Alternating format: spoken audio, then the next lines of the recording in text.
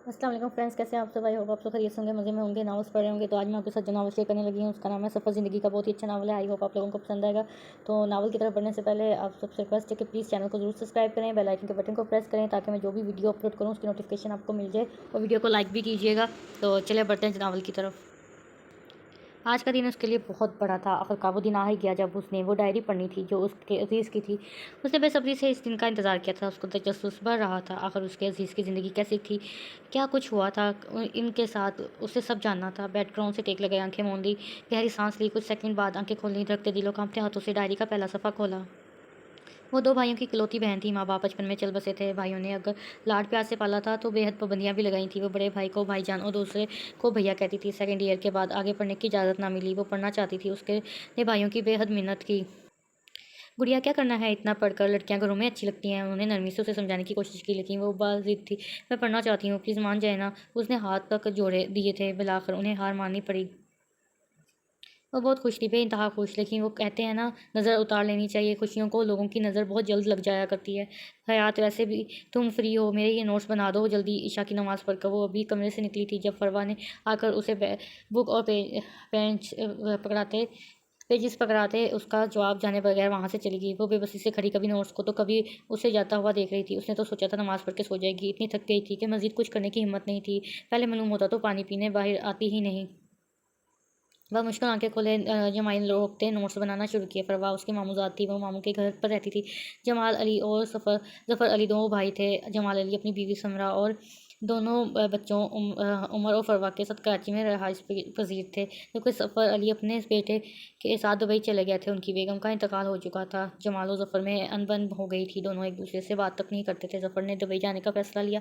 जमाल ने उन्हें बहुत रोका, पर वो ना रुके और अपने 5 साल बेटे को लेकर चले गए। सफ़र चले गए, पर वो हयात की खबर लेते रहते थे। वो उन्हें बहुत अजीज़ थी। वो बाकायदगी से हर माह उसके लिए रकम भी भिजवाते। वो जमाल और सुमरा के मिजाज से वाकिफ़ थे। वो हयात का ख्याल नहीं रखेंगे, इसलिए हमेशा उसी के लिए फ़िक्रमंद रहते। दुबई आते वक़्त उन्होंने बहुत कोशिश की कि हयात को भी साथ ले जाएँ, पर जमाल ने ऐसा ना होने दिया। इस वक़्त में हयात महज़ 1 साल की थी। वक़्त गुज़रता रहा, बच्चे बड़े हो गए। समरा की ज़्यादतियाँ बढ़ती गईं। फरवा भी उससे ज़हीदमो बात नहीं करती थी। जमाल भी तो बात तक ना करते थे। उमर जॉब के सिलसिले में ज़्यादातर इस्लामाबाद में होता। उसके पास माँ की तस्वीर थी। जब भी उदास होती उससे बातें करती। माँ, आप क्यों चली हैं मुझे छोड़कर? देखिए ना, आपके बिना कितनी अकेली हो गई हूँ मैं। काश आप होतीं तो आप आज आपकी बेटी यूँ आँसू ना बहा रही होती। बिलाशुबा वो बिल्कुल अपनी माँ पर गई थी। मासूम और खूबसूरत उसने अपनी माँ की सब तस्वीरों में ही देखा था, और बाप उसको तो तस्वुर में भी ना देखा था। कभी कभार वो सोचने लगी कि आखिर इतनी तस्वीरों में उसके बाप की तस्वीर क्यों नहीं है। उसका एडमिशन हो गया। आज उसका यूनिका में पहला दिन था। खुशी चेहरे से फूट रही थी। वो तैयार हुई, वो भाईजान के साथ यूनिक को रवाना हो गई। देखो गुड़िया, तुम हमारा मुकम्मल असासा हो। हम तुमसे बहुत प्यार करते हैं। हमारे खानदान में लड़कियों को नहीं पढ़ाया जाता, लेकिन फिर भी हमने तुम्हें इजाज़त दी से पढ़ाई पर तवज्जो देना, फजूल दोस्तियों और लड़कों से दूर रहना। यूनी पहुंच कर जब वो गाड़ी से उतरने लगी तो भाईजान ने उसे नसीहत करना ज़रूरी समझा। ओह भाईजान, मैं आपकी बहन हूँ, आपको अपनी बहन पर भरोसा नहीं है क्या? उन्होंने मुस्कुराते हुए उसे रुखसत किया। उसने यूनी में कदम रखा। ऐसा लगा यूनी की हर बेजान चीज़ भी उसे वेलकम कर रही है। वो आगे बढ़ी, इर्द गिर्द नज़र दुराई। सब अपने आप में मगन थे। सीढ़ियों के पास कुछ लड़कियां बैठी नजर आईं। वो उनकी तरफ बढ़ी। एक्सक्यूज़ मी, क्या आप मुझे पहली सेमेस्टर की क्लास का रास्ता बता सकती हैं? नायश शाज़गी से पूछा। लड़कियों ने एक नज़र उसे देखा, फिर से एक दूसरे के साथ गप्पों में मसरूफ़ हो गई। वो मुँह खोले उन्हें देख कर रह गई। अजीब लोग हैं, बड़बड़ाते हुए आगे बढ़ी कि एक लड़की सामने आ गई। क्या आप मुझे पहले सेमेस्टर की क्लास का रास्ता बता सकती हैं? इस लड़की ने पूछा। वो चंद साने उसे देखती रही, फिर मुस्कुराई। ज़रूर बताती, लेकिन मुझे खुद नहीं मालूम। क्यों ना हम इन अजीब लोगों से पूछे कि बजाय खुद ही ढूंढ लें। इस लड़की ने मुस्कुराते हुए इस बात में सहलाया। ठीक है, हम साथ चलते हैं। मेरा नाम सानिया है। लड़की ने हाथ आगे बढ़ाया, जिससे उसने मुस्कुराकर थामा। मेरा नाम मदिया, और यहाँ से उसका सानिया अजीज़ के साथ दोस्ती का आगाज़ हुआ। हया तुम्हारे घर की बच्ची है समरा, क्यों ना तुम इसे अपने बेटे से ब्याह दो। बड़ी सोनी बच्ची है। समरा की बहन उससे मिलने आई थी और मुफ्त में मशवरा भी दे दिया, जिस पर समरा का हलक तक करवा हो गया। कैसी बात कर रही हो आप तो जानती हैं वो लड़की मुझे एक आंख नहीं पाती है। बेटे से ब्याह दूँ? हरगिज़ नहीं। मनहूस माँ की मनहूस बेटी, उसका मनहूस साया अपने बेटे पर नहीं पड़ने दूंगी। उनके जहर भरे अल्फाज के चंग से निकलती हयात ने वाज़ियत तौर पर सुने थे। अटरे हाथ में पकड़े, उसके हाथ लर्ज गए। आंखों में आई नमी को अंदर धकेला और हल्की सी मुस्कुराहट लबों पर सजाकर अंदर दाखिल हुई। एंटी चाय ट्रे उनके सामने की। उन्होंने एक नज़र इस पर डालकर कप उठा लिया। चाय दे दी ना, अब जाओ यहाँ से। समरा का तलख भरा लहजा उभरा। वो सर हिलाकर वहाँ से निकल आई। समरा, मुझे हयात अच्छी लगी है। अगर तुम्हें वो उम्र के लिए पसंद नहीं तो मैं इस सिलसिले में साजिद से बात करूंगी। वो यकीनन एतराज़ नहीं करेगा। मायदा खातून खुश लग रही थी। समरा तो उनकी बात सुनकर धक रह गई। वो तो साजिद के लिए फरवा को सोच कर बैठी थी। ऐसे कैसे अपनी बेटी की जगह इस मनहूस को दे देती। साजिद की सरकारी जॉब थी, अच्छा खासा कमाता, शक्ल सूरत का भी अच्छा था। समरा ने पहले ही सोच लिया था कि वो फरवा और साजिद की बात बहन से करेगी। वो सोच में पड़ गई, उन्हें अब कुछ तो करना था। उसने यूनि का पहला दिन खूब एंजॉय किया, सानिया के साथ हंसी मजाक करती रही। लेक्चर भी सारे नहीं हुए थे, इसलिए ज़्यादातर टाइम वो फ्री ही थे। दोनों ने अपने मतलब एक दूसरे से बहुत बातें की। वो कैफ़े में बैठी बर्गर कोक के साथ साफ कर रही थी। काफ़ी लोग कैफ़े में मौजूद थे, कुछ काफ़ी पी रहे थे, कुछ गप्पों में मसरूफ थे। वो आ गया, चलो जल्दी से ये बेंच खाली करो। अफरा तफरी सी मची, कुछ स्टूडेंट एक बेंच से उठ रहे थे और उसे साफ कर रहे थे। कुछ स्टूडेंट खाने पीने की चीज़ें लाकर इस बेंच पर रख रहे थे। मदिया हैरान हुई, ऐसा कौन आया है जिसकी इतनी खातर। उसने सवालिया नज़रों से सानी की तरफ देखा, उसने भी कंधे खुंचा दिए कि मुझे क्या मालूम। कुछ लम्हे के बाद लोगों के बीच में ऐसे एक वजह नौजवान आता दिखाई दिया और इस बेंच पर बैठ गया। मदिया की जानिब उसकी पुश्त थी। उसने पीछे मुड़कर बस सरसरी सी निगाह इस पर डाली और फिर सीधी होकर खाने में मसरूफ़ हो गई। जबकि सानिया की तो जैसे सांस ही अटक कर रह गई। वो जब तक इस नौजवान को देखने जा रही थी। तुम्हें क्या हुआ है? मदिया ने यह नवाला मुंह में रखकर इसकी आंखों के सामने हाथ लाया। मदिया, ज़रा देखो तो तुम्हारे भी होश उड़ जाएंगे। यूनी में पहला इतना हैंडसम लड़का देखा है मैंने, सीधा दिल पर लगा। अच्छा, ऐसा क्या देखा तो मैंने भी, लेकिन मेरे साथ तो ऐसा हादसा नहीं हुआ। फिर तुम्हारी या तो आंखों की नज़र कमज़ोर है या फिर दिल की। तुम भी ना। वो फिर से खाने में मसरूफ़ हो गई। सानिया ने पास से गुजरती लड़की का हाथ पकड़कर रोका। क्या बता सकती हैं ये लड़का कौन है? यूनी के प्रिंसिपल का बेटा है। लड़की जा चुकी थी। सानिया का मुंह एक बार फिर से खुल गया। सुना तुमने मदिया? वो प्रिंसिपल का बेटा है तो इसके लिए इसकी इतनी खातर की जा रही है। हाय कितना हैंडसम है। तुम्हें इससे मोहब्बत तो नहीं हो गई? मदिया ने मशकूक नज़रों से उसे घुरा। उफ मदिया, वो बस हैंडसम है, अच्छा लगा मुझे। ऐसे किसी भी हैंडसम को देखकर मुझे मोहब्बत हो जाएगी क्या? कुछ भी ठीक है। वो हंसी। सानिया उसके लाभ उगाने में मसरूफ़ थी। वो चुपचाप खाती रही। खाना ख़त्म करके सानिया का हाथ पकड़कर वहाँ से चल दी। उस बात से अनजान के किसी की नज़रों ने दूर तक उसका पीछा किया था। कमरे में आकर वो खूब रही, क्यों माँ मेरे साथ ही क्यों? तस्वीर को सीने से लगाए वो फूट फूट कर रो दी। मामी के रवैये की वो आदी हो चुकी थी। दुख तो इस बात का था कि उन्होंने उमर के लिए उसे ठुकरा दिया। वो उमर को पसंद करती थी, मोहब्बत करने लगी थी उससे। उमर की आंखों में भी खुद के लिए पसंदगी देख चुकी थी। दोनों खुश थे पर एक दूसरे के हाल दिल से वाकिफ थे। सना की बातों ने उसके दिल को तकलीफ दी थी। अगर वो ऐसे ही करती रहती रही तो क्या वो और उमर एक हो पाएंगे? क्या उसका दिल टूटने से बच जाएगा? वो तस्वीर को देख रही थी। उसे लगा उसकी माँ उससे बात कर रही है। मेरी बेटी, ऐसा को नहीं बोलते कि मेरे साथ ही ऐसा क्यों? ये तो खुशकिस्मती है कि अल्लाह ताला ने आज़माइश के लिए तुम्हें चुना है। वो हर किसी के नहीं चुन लिया करता और वो उन्हीं बंदों को चुनता है जिन्हें वो अपने करीब करना चाहता है। खुश हो जाओ बेटी, उस बात पर शिकवा नहीं किया करते। उसका दिल पुरस्कून सा हो गया। आंसू साफ किया और लबों पर मुस्कुराहट सजाई। शुक्रिया माँ। तस्वीर को सीने से हटाकर वापस साइड टेबल पर रख दी। काफ़ी दिनों से सफ़र मामू से बात ना हुई थी। सोचा आज खुद कर लो। बेल जा रही थी, फ़ोन उठा लिया गया था। हेलो। उसने जैसे ही फ़ोन कान से लगाया दूसरी जानब से आवाज़ उभरी। वो खामोश रही। ये मामू की आवाज़ तो ना आती, फिर कौन था? कहीं गलत नंबर तो नहीं मिल गया? हेलो, कुछ बोलना है? गुस्से से भरी मर्दाना आवाज़ फिर से उभरी। हाँ, वो मुझे ज़फ़र मामू से बात करनी है। मैं उनकी, वो घर पर नहीं है। बात का बीच में काट दी गई। वो कॉल ड्रॉप हो गई थी। वो हैरानगी से मुंह खोले फ़ोन को देखते ही अजीब इंसान था। बड़बड़ाते हुए फ़ोन रखा। 4 महीने बीत गए पर उसे ताज़ा भी ना हो सका कि वो किसी को अच्छी लगने लगी है। कोई उसे चुप चुप कर देखा करता था। किसी के लिए वो बेहद ज़रूरी हो गई थी। कोई उससे मोहब्बत करने लगा था। वो लाइब्रेरी में सानिया के साथ बैठी बुक पढ़ रही थी। एक लड़की ने आकर बीच उसके पेज उसके सामने रखा और बिना कहे वहाँ से चल दी। उठा लो, क्या पता लव लेटर हो। सानिया ने सरगोशी करते हुए आँख मारी। चुप करो तुम। उसने फ़ोल्ड किया, पेज उठाकर खोला। जैसे जैसे वो पढ़ती गई उसका खून खौलता गया। क्या लिखा है? सानिया ने उसके हाथ से पेज लिया। अज़ीज़ कल्ब, आपकी खैरियत और सलामती की ढेर सारी दुआएं। मुझे आपसे बहुत कुछ कहना है लेकिन फ़िलहाल चंद जुमलों में बात समेट देता हूँ ताकि आपको नागवारी और उलझन ना हो। आप मुझे बेहद अजीज़ हो चुकी हैं। अपनी इस बकाया ज़िंदगी का बकाया हिस्सा आपके संग जीतना चाहता हूँ। क्या आप मेरी हमसफ़र बनेंगी? मैं जवाब का इंतज़ार करूँगा। It's me mister R. Sania आंखें फाड़े, कभी ख़त को तो कभी इसके आग गोला चेहरे को देख रही थी। कौन है ये? मेरे हाथ लगे मैं इसका सर फाड़ू दूँ। वो सख्त गुस्से में थी। दिया, वो वाक़ई में तुमसे सच्ची मोहब्बत करता है। तुम उसके अल्फ़ाज़ तो देखो, कितनी इज़्ज़त और शाइस्तगी से उसने अपने दिल का हाल बयान किया है। आजकल कौन ऐसे इज़हार करता है? You so lucky. You are so lucky. वो मोची रही। सानिया की बात उसे सोचने पर मजबूर कर रही थी। तुम लो ये ख़त और प्लीज़ उसे दोबारा से पढ़ना और ज़रूर सोचना। उसने दिया के हाथ में ख़त पकड़ाया। घर आकर भी उसकी सोच वही अटकी हुई थी। खाना भी ठीक से नहीं खाया। भाइयों ने पूछा तो उसने कहा कि वो यूनी में ज़्यादा खा चुकी है। नमाज़ पढ़कर लेटी। वो पेज खोला, पढ़ा। एक बार नहीं, 2 बार नहीं, बार बार पढ़ा। हर बार पढ़ने के साथ दिल की धड़कन बेतरतीब हो जाती। वो खुद पर हैरान थी और वो क्यों ऐसा महसूस कर रही है। ना उसने उसे देखा, ना सुना, ना कभी उससे मिली। वो तो बस इसका नाम तक भी नहीं जानती थी। क्यों वो बार बार पढ़ रही थी? क्यों उसका दिल अलग अंदाज से धड़का था? पेज फोल्ड करके डायरी में रखा।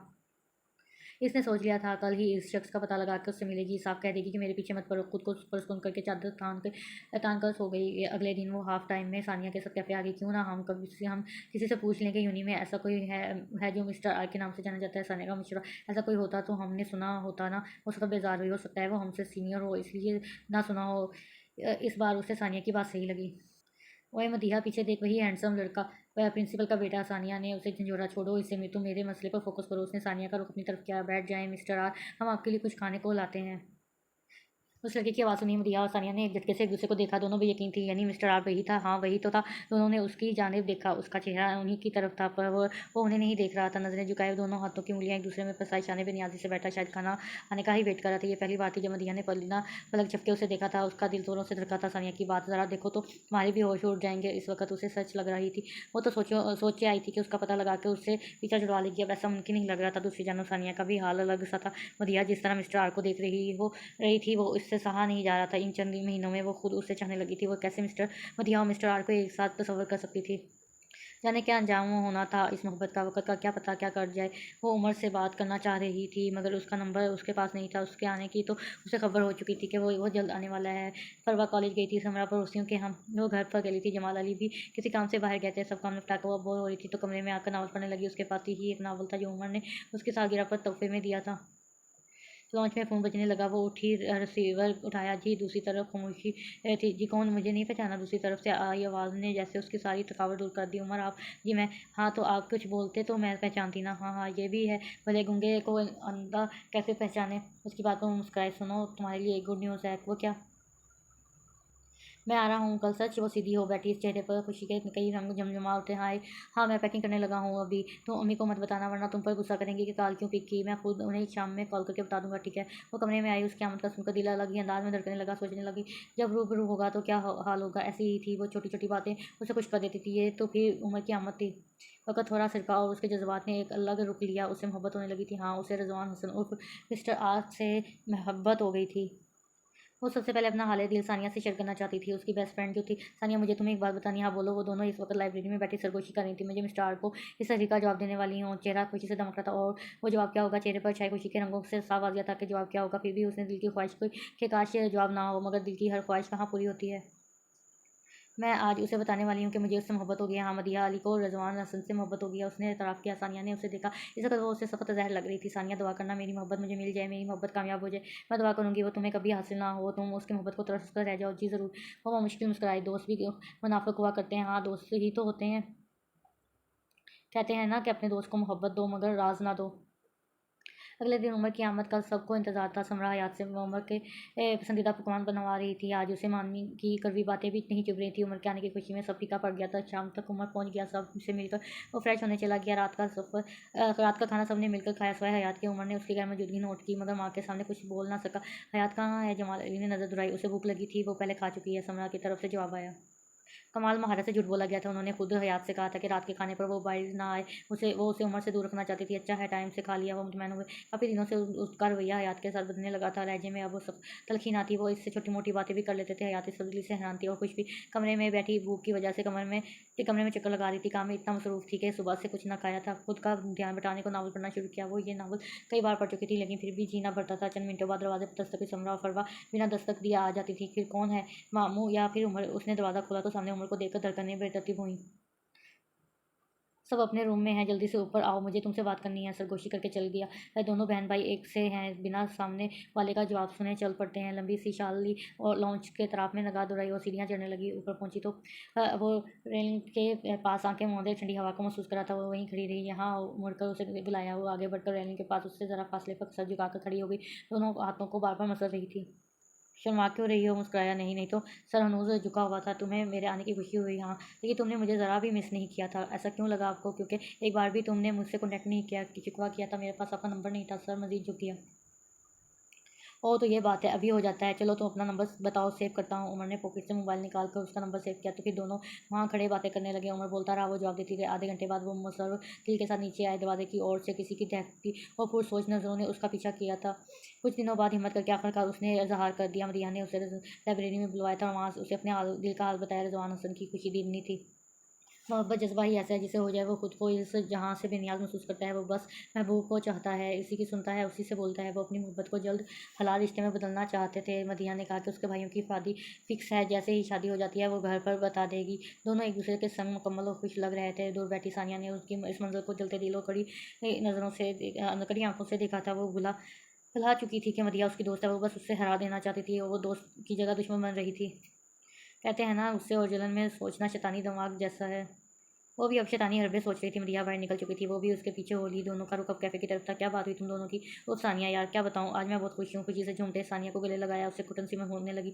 बहुत मुबारक हो तुम तो तुम अब घर पर कब बताने वाली हो? बहुत जल्द। मेरे भाई दोनों भाइयों की एक साथ शादी है, डेट फिक्स हो गई है। जैसे ही शादी हो जाती है मैं उन्हें बता दूंगी। हमारे भाई मान जाएंगे, बिल्कुल मैं उन्हें मना लूंगी, वो मेरी खुशी में ज़रूर राज़ी होंगे। वो खुश थी। सानिया का दिल एक साथ हसरत, जलन, गुस्सा, नफरत, हकारत जैसे जज्बात से भर गया था। मिलाकर उसके भाइयों की शादी का दिन भी आ गया। उसने सानिया को भी इनवाइट किया था। वो घर के हर कोने में चहकती फिर रही थी। भाई से खुशी देखकर और भी खुश थे। मेहंदी, बारात, वलीमा सब अच्छे से हो गया था। वलीमे के अगले दिन मेहमान अपने घर को जा चुके थे। सानिया को मदिया ने रोक लिया था कि एक दिन मेरे साथ भाइयों के साथ इंजॉय कर ले। स्टेज अभी तक सजा हुआ था। उसने दोनों भाइयों को स्टेज पर परे सोफे पर बिठाया और उनके साथ बैठने लगे। इस दौरान रजवान का मैसेज आया। वो इसके घर के पिछले क्रीपी पार्क में वेट कर रहा था। प्लीज़ थोड़ी देर मिलने आ जाए।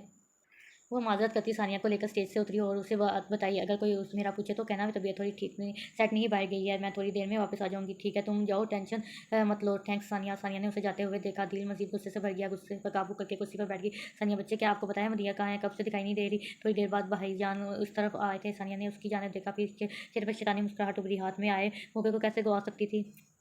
उसके बॉयफ्रेंड ने साथ वाले पार्क में बुलाया है उसे। भाईजान जैसे सकते में आ गया और यही तो वो चाहती थी। किसने बुलाया है? शायद आपको कोई नहीं मालूम है कि उसके बॉयफ्रेंड का, एक्चुअली उसका बॉयफ्रेंड है। अभी उसे मिलने पार्क बुलाया है। भाईजान के कदम लचके थे, कदर चेहरे पर गुस्से के तासरात उभरे। वो बाहर की जानब बड़े सानी ने मुस्कुराते हुए पानी का गिलास लबों से लगाया। अब आएगा मजा। वो भी उनके पीछे चलती। उमर एक बात पूछूं, एक घर में रहते हुए भी मिलना बात करना काफ़ी मुश्किल था। उसने उमर को मैसेज किया। आज वो उससे बात क्लियर करके दिल में मौजूद डर खत्म करना चाहती थी। कुछ चंद लम्हों बाद रिप्लाई आया। आप मुझसे मोहब्बत करते हैं? बड़ी मुश्किल से टाइप किया था। चंद साल बाद उसकी कॉल आ गई। हाँ तो क्या पूछ रही थी तुम? वो खामोश रही। तो तुम पूछ रही थी कि मैं तुमसे मोहब्बत करता हूँ कि नहीं? जी ऑफ कोर्स मोहब्बत करता हूँ तुमसे। आप शादी भी करें मुझ से करेंगे? चंद सेकंड खामोश रही, फिर उसका क्या कबरा। हयात ये कैसा सवाल है? आप बस जवाब दें। तुमसे प्यार करता हूँ तो शादी भी तुम्ही से करूँगा हयात। ये दिल एक गोशे पर सुकून सा हुआ। मामी मान जाएंगी? डर बजा था। तुम टेंशन मत लो, अम्मी को मैं मना लूँगा। तुम मुझ पर भरोसा रखो। आई प्रॉमिस शादी मैं तुम्ही से करूँगा। उसका दिल मुतमईन हुआ। उम्मीद थी वो अपना प्रॉमिस पूरा करेगा। पर क्या इंसानों से उम्मीदें लगानी चाहिए? क्या इंसान वाकई अपना वादा पूरा करते हैं? क्या इंसान भरोसे के काबिल हैं? सामने का मंजर यूं था। मदिया बेंच पर बैठी थी और रिजवान उसके सामने खड़ा था। अब दोनों किसी बात पर हंसने लगे। भाई जान की रगें तन गई। वो आगे बढ़े और रिजवान तक पहुंचे। कमीने इंसान। उन्होंने रिजवान का गिरेबान पकड़ लिया। मदिया मदिया झटके से खड़ी हुई। उसने बिल्कुल तो ना थी कि भाईजान यहाँ आ सकते हैं। भाईजान एक बार मेरी बात सुन ले। उसने रिजवान का गिरबान छुड़ाने की कोशिश की। प्लीज़ भाईजान मेरी बात। एक जोरदार थप्पड़ उसके गाल पर पड़ा था। वो सकते कि किसी कफियत में हाथ गाल पर रखे खड़ी रहेगी। भाईजान ने उस पर हाथ उठाया। क्या इस बात पर यकीन किया जा सकता था? भाईजान ने अपनी जान से प्यारी गुड़िया पर हाथ उठाया। आप गलत समझ रहे हैं भाई, हमें एक मौका दे बात करने का। घर चल कर बात करते हैं। रिजवान को मदिया पर लगे थप्पड़ ने तकलीफ दी थी। फासले पर खड़ी सानिया अजीज इस मंजिल को मुस्कुराते हुए देखकर एंजॉय कर रही थी। चुप रहो तुम से इंसान। और तुम? उसका रुख अब मदिया की जानता जो नम आंखों से चेहरे पर हाथ थप्पड़ का निशान लिए खड़ी थी। तुम्हें जरा भी शर्म ना आई? जरा भी अपनी और हमारी इज्जत का ख्याल नहीं रहा? जो यूं खुल्लम खुला आशिकियाँ कर रही हो? भाईजान थप्पड़ से ज़्यादा उसके अल्फाज ने तकलीफ दी थी। आंखें तेजी से भगी आंखों से रजवान को देख कर इल्तजा की कि प्लीज़ अभी यहाँ से जाओ वरना भाई तुम्हें भी ना छोड़ेंगे। वो उसे साल पर छोड़कर नहीं जाना चाहता था, मगर उसकी इल्तजाई करती नज़रों के आगे बेबस हो गया। भाई उसे घसीटते हुए घर ले आई। भाभियाँ हैरानगी से खड़ी, मामला समझने की कोशिश करी थी। क्या हुआ भाई, सब खैरियत है ना? मदिया ने करब से आंखें मींच लीं। साथ खड़ी भैया का बाजू थामा वादा चकरा के गिर ना जाए। भैया खुद अपनी जगह दक रह गए। कैसी बात कर रहे हैं भाई, क्या हो गया है? तुम खुद इससे क्यों नहीं पूछ लेते क्या करती फिर रही है? भाईजान खुदा दारा ऐसा मत कहें। आप क्यों मुझसे बदगुमान हो रहे हैं? मैं कोई ऐसा नहीं कर रही, मोहब्बत करती हूँ उससे और ये शादी होने के बाद आपको बताने वाली थी। वो हाथ जोड़े पलक पलक कर रो दी। भैया अब सारा मामला समझ रहे थे। भाभी आँख मोड़ती इस वक्त सिर्फ सानिया थी जिसको ये तमाचा मजा दे रहा था। अपनी घटिया ज़ुबान से मुझे भैया मत कहो, भाई मत कहो। नहीं हूँ मैं तुम्हारा भाई। मदिया का दिल कचरों में बिख रहा था। आप समझे ना प्लीज़, आप समझाए ना प्लीज़। मैं आपको बताने वाली थी बेबसी। अच्छा बताने वाली थी कब? जब इज़्ज़त हलाम कर देती, रंग नलियाँ मना लेती तब। ये तो अच्छा हुआ सानिया ने वक़्त पर बता दिया, वरना तुम तो हमारी आंखों में धूल झोंक रही थी। मदिया ने नहायत दुख भरी नज़रों से सानिया को देखा। वो अपना चेहरा फेर गई थी। आज उसने जाना कि जो राज दुश्मन को नहीं बताते वो दोस्त को भी नहीं बताने चाहिए, क्योंकि दोस्त को बदलते देर नहीं लगती। भाईजान उसे उसके रूम में लेकर गए। ये कमरे से बाहर नहीं निकली। मुनासिब सा रिश्ता ढूंढकर रुखसत करवा दें उसे। उन्होंने रूम बाहर से लॉक कर दिया। वो दीवार से सर टिकाए फुट फुट कर रो दी। दर्द की शिद्दत से शर्मिंदा नहीं बड़ी वफा। दोस्त गहरे थे तो जख्म भी गहरे लगे। समरा उसे ऊपर से आता हुआ देख चुकी थी। उमर और हयात को एक नहीं होना था। इससे पहले वो मजीद एक दूसरे के करीब हों, उसका बेटा बागी हो जाए। उन्हें कुछ करना था। फरवा और उमर दोनों को इसकी मनहूसियत से बचाना था, इसलिए उसे उमर और साजिद दोनों से दूर रखना था। काफ़ी दिनों से वो इसी बारे में सोच रही थी कि ऐसा क्या करे कि दोनों खुद ही हयात से दूर हो जाए। उन्होंने सोच लिया कि अब क्या करना है, मुझे मदिया से मिलना है। कुछ दिनों बाद सानिया उनके घर आई। प्लीज़ भाई बस थोड़ी देर। भाई जान ने 20 मिनट का वक्त देकर लॉक खोला। वो अंदर दाखिल हुई। कमरा अंधेरे में डूबा हुआ तो उसने हाथ बढ़ाकर दीवार को टटोला। लाइट ऑन की, सामने देखा तो मदिया फर्श पर बेड से सर टिकाए आंखें मूंदे बैठी थी। वो मुस्कुराई, फिर चेहरे पर संजीदगी सजाकर आगे बढ़ी, उसके साथ बैठ गई। उसके कंधे पर अपना हाथ रखा। मदिया, तुम ठीक हो ना? मुनाफ्फत से भरा फिक्रमंदा सा लहजा। मदिया ने आस्ता से आंखें खोली और अफसोस की जाने देखा। आंखें सूजी हुई थी, हल्के नुमाया थे, होंठ खुश थे। मदिया, टेंशन मत लो, सब ठीक हो जाएगा, मैं हूं ना तुम्हारे साथ। मदिया को उनके अल्फाज इस वक्त सख्त जहर लग रहे थे। तुमने ऐसा क्यों किया सानिया? आवाज़ लसक रही थी। मैं क्या किया? मैंने क्या किया? तुमने क्यों बताया भाईजान को? तुम तो दोस्त हो ना, फिर भी तुम क्यों किया? क्यों बात ना छुपा सकी? मेरी टेंशन गलत नहीं थी मदिया, वैसे भी तुमने कभी तो बताना ही था ना उनको। हाँ, मैंने बताना था, पर ऐसे नहीं। शादी के बाद मुनासिब वक्त पर सही तरीके से बताती, और तुमने बताना ही था तो सही तरीके से बता देती। तुमने उन्हें पार कर क्यों बता कहा? तुम अच्छी तरह जानती थी मेरे भाई इस मामले में बहुत स्ट्रिक्ट हैं, तो फिर क्यों आंखें भीगी? भाईजान के रवैये के साथ सानिया की हरकत ने भी उसे तकलीफ दी थी। हाँ, मैंने उन्हें तुम्हारे बॉयफ्रेंड का और पार्क का बताया ताकि वो तुम्हें इसके साथ देखें और तुमसे बदगुमान हो जाएं। पर क्यों? क्योंकि मैं तुम दोनों को एक साथ नहीं देख सकती थी। मैं पसंद करती हूँ उसे, और तो कैसे तुम दोनों को एक साथ बर्दाश्त कर सकती हूँ? मदिया के अंदर बहुत कुछ क्षण से टूटा था। आंसू उसका चेहरा भिगो रहे थे, जिसको साफ करने की जहमत वो नहीं कर रही थी। सानिया तो मेरी दोस्त थी, अगर ऐसी बात थी तो मुझे बता देती, मैं बात आगे ना बढ़ाती। इस वक्त मुझे पीछे हटने में इतनी तकलीफ ना होती जितनी आज तुमने दी है। तुमने तो दोस्ती का मान नहीं रखा था। बस करो, तुम नहीं हो, मैं तुम्हारी दोस्त समझी तुम? वो चीखी। मदिया ने दुख से उसे देखा। याद है जब तुमने कहा था दुआ करना मेरी मोहब्बत कामयाब हो जाए, तब मैंने दुआ की थी तुम्हारे तुम्हारी मोहब्बत कभी ना मिले सानिया। दिल के रिश्तों में टूटा वो देखा, ऐसा ही हुआ। अब तुम्हें तुम्हारी मोहब्बत कभी नहीं मिलेगी, तुम्हारे भाई कभी ऐसा नहीं होने देंगे। तुम मोहब्बत को तरसती हुई इस कमरे में घुट घुट कर मर जाओगी। जहर उगलती वो वहाँ से निकल गई। कमरे में मदिया की सिसकियाँ उग रही थी। हुआ कुछ भी नहीं, बस ज़रा सा मान टूटे हैं। उसकी फैमिली में शादी थी, उन्हें भी इनवाइट किया गया था। या तुम भी तैयार हो जाओ। वो किसी भी फंक्शन में उसे साथ नहीं लेकर जाते थे। ये पहली बार थी जब समरा ने उसे दावत दी थी। परवा ने जल बुन कर उसे देखा और फिर माँ को उन्हें आज क्या हुआ है, मैं उसका हैरान होना बनता था। सब तैयार होकर रवाना हो गया। जमाल की तबीयत थोड़ी नासाज थी तो वो घर पर ही थे। उमर ड्राइव कर रहा था। समरा बार बार मुस्कुराकर हयात को देख रही थी। शादी के घर पहुंचे शादी समरा के भतीजे मास की थी। वो आवारा सा लड़का था, शायद शादी के बाद सुधर जाता। हयात सहमी सी वहाँ जहाँ वहाँ देख रही थी। को कहाँ इतनी भीड़ भाड़ की आदि थी। समरा ने उसे परवा के साथ लड़कियों की महफिल में भेजा, जहाँ लड़कियाँ माहौल सजाए ढोलकी बजा रही थी, कुछ गुनगुना रही थी। वो चुपचाप वहाँ बैठ गई। समरा औरतों के साथ थी। कुछ देर बाद मुआज़ की वालदा ने मुआज़ को कुछ सामान लाने ऊपर भेजा था। समरा ये सब देख रही थी। उसके लोगों को मुस्कुराहट हुई। माजरत करती हुआ वहाँ से उठी और हयात के पास आ गई। हयात, ऊपर स्टोर रूम में लाइट्स पड़ी होंगी, वो भी लगानी है, जाओ ले आओ। जी मामी। वो सीढ़ियाँ चढ़ने लगी। समरा ने मुस्कुरा कर उसे जाते हुए देखा। वो स्टोर रूम पहुंची। वहाँ पहले से रोशनी थी। अंदर खटखट की आवाज़ आ रही थी। अंदर कदम बढ़ाए। सामने दूल्हे को देखकर हैरान और परेशान होगी। माज भी उसे ही देख रहा था। अभी वो मामले को सुनती के दरवाजे की आवाज़ आई। हयात ने मुड़कर देखा, दरवाज़ा बंद हो चुका था, उसका दिल भी। उन्होंने दरवाज़ा खोला। कमरे में खूब अंधेरा था। वो अंधेरे की आदी ना थी, यह बात वो अच्छी तरह जानते थे, पर अब उसके कमरे में हर वक्त अंधेरा हुआ करता था। उन्होंने लाइट ऑन की। वो जय नमाज पर बैठी, हाथ दुआ को उठाए हुए, चेहरा आंसुओं से तर खामोश, लबों से ना जाने क्या मांग रही थी। वो वहीं खड़े उसके दुआ खत्म होने का इंतजार करने लगे। वो नहायत अफसुदगी से उसे देख रहे थे। चंद दिनों में उनकी गुड़िया की हालत क्या से क्या हो गई थी। दुआ खत्म करने के बाद जाए नमाज तय करके पीछे मुड़ी। भैया रोते हुए उनके गले लग गई। उनकी आंखों भी आंसुओं से भर गई। गुड़िया, भैया मेरा यकीन करें, मैंने कोई गलत हरकत नहीं की। रोते हुए कहा, मुझे तुम पर यकीन है गुड़िया, मैं तुमसे हरगिज़ बदगुमान नहीं हूँ, मैं हमेशा तुम्हारे साथ हूँ। वो उसका सर सलाहने लगे। रिया को लगा वो फिर से जिंदा हो गया। कोई तो था जो उसके साथ था। गुड़िया, मेरी बात गौर से सुनो। उन्होंने मदिया को अपने सांसों पे बताया। तुम यहाँ से चली जाओ, भाई तुम्हारी खुशी को नहीं देखेंगे, वो अपनी जिद के पीछे नहीं हटेंगे, वो कभी भी तुम्हें और रिजवान को एक नहीं होने देंगे। पर भैया, देखो गुड़िया, यही ठीक रहेगा। मेरी ज़ुबान से बात हुई, ये मिलने आया था मुझसे ऑफिस में, सुलझा हुआ लड़का, शरीफ लड़का, इसका नंबर भी लिया। मेरी बात हुई उससे। गुड़िया, मैं तुम्हारे साथ हूँ, तुम अपना ज़रूरी सामान पकड़े, कपड़े वगैरह पैक करो और मेरे साथ चलो। मैं तुम दोनों का निकाह करवा दूंगा, फिर यहाँ से कहीं दूर चले जाओ और हंसी खुशी ज़िंदगी जियो। भैया, ये सही रहेगा, उसके अलावा कोई रास्ता नहीं है। नहीं भैया, मैं ऐसा नहीं कर सकी। अगर भाईजान को पता चला आपने मेरा साथ दिया तो वो आपके साथ भी बुरा करेंगे। तुम फिक्र मत करो, अब उठो, जल्दी से सामान पैक करो, भाई काम से दूसरे शहर गए हैं, हमें आज ही निकलना है। वो सामान पैक करने लगी। भैया, भाभियाँ कमरों में थी। भैया उसे लेकर चुपके से निकल आए और वो नहीं जानती थी ये सफ़र सही है या नहीं, पर वो नए सफ़र का आगाज़ कर चुकी थी। वो इस्लामाबाद आ गया। रिजवान के घर वाले भी इस रिश्ते के खिलाफ थे। भैया ने दोनों की कोर्ट मैरिज करवा दी। रिजवान के दोस्त ने घर का इंतजाम कर दिया। भैया दोनों को अच्छी खासी रकम और ढेरों सारी दवाएं देकर वापस लौट आए। उन्होंने उन्होंने मदिया को तसल्ली दी, थोड़ी वक्त गुजर जाए, भाई खुद ठीक हो जाएंगे। 6 साल बीत गए, आखिर उन पर अल्लाह का रहम हुआ। वो प्रेग्नेंट थी, 8वां महीना चल रहा था। दोनों एक दूसरे के साथ खुशी और सुकून से ज़िंदगी जी रहे थे। पर क्या खुशी हमेशा रहती है? गम तो दरवाजे पर बैठा होता है, कब वो दाखिल हो। दूसरी तरफ 6 सालों से भाईजान पागलों की तरह उसे ढूंढ रहे थे। वो दोनों घर पर थे। बैल की आवाज़ पर ज़ुबान ने गेट खोला। भाईजान को देखकर औस्तान खता हो गया, चेहरे का रंग पक हो गया। मदिया का भी कुछ ऐसा ही हाल था, क्योंकि वो काफ़ी गुस्से में लग रहे थे। कमीने, तुझे एक बार मैंने समझ नहीं आया था क्या? 6 साल से अंदर उबलता लावा उबला है। वो पिस्तौल उस पर तान चुके थे। मदिया को अपने पाँव तले से ज़मीन सिरकती हुई महसूस हुई। भाई जहाँ खुदा का वास्ता गन नीचे कर लें, खबरदार मदिया, इस बार तुम बीच में नहीं आओगी। भाई मुझे मार दें, रजवान को बख्श दें, इसे जाने दें। हाँ बलक का हाथ जोड़े इल्तजा कर रही थी, गड़गड़ा रही थी, अपने शोर की ज़िंदगी की भीख मांग रही थी। नहीं मदिया, तुम बीच में मत पड़ो, तुम्हें खुद मेरा वास्ता, तुम कुछ नहीं कहोगी। अगर मुझे कुछ हो भी जाए तो तुम जियोगी अपने लिए, हमारे बच्चे के लिए। उसकी बात सुनकर मदिया रोने लगी। अगर ऐसा कुछ हो गया तो क्या वो जी पाएगी? हरगिज़ नहीं। वो फिर उसे क्यों जीने के लिए खुद का वास्ता दे रहा था।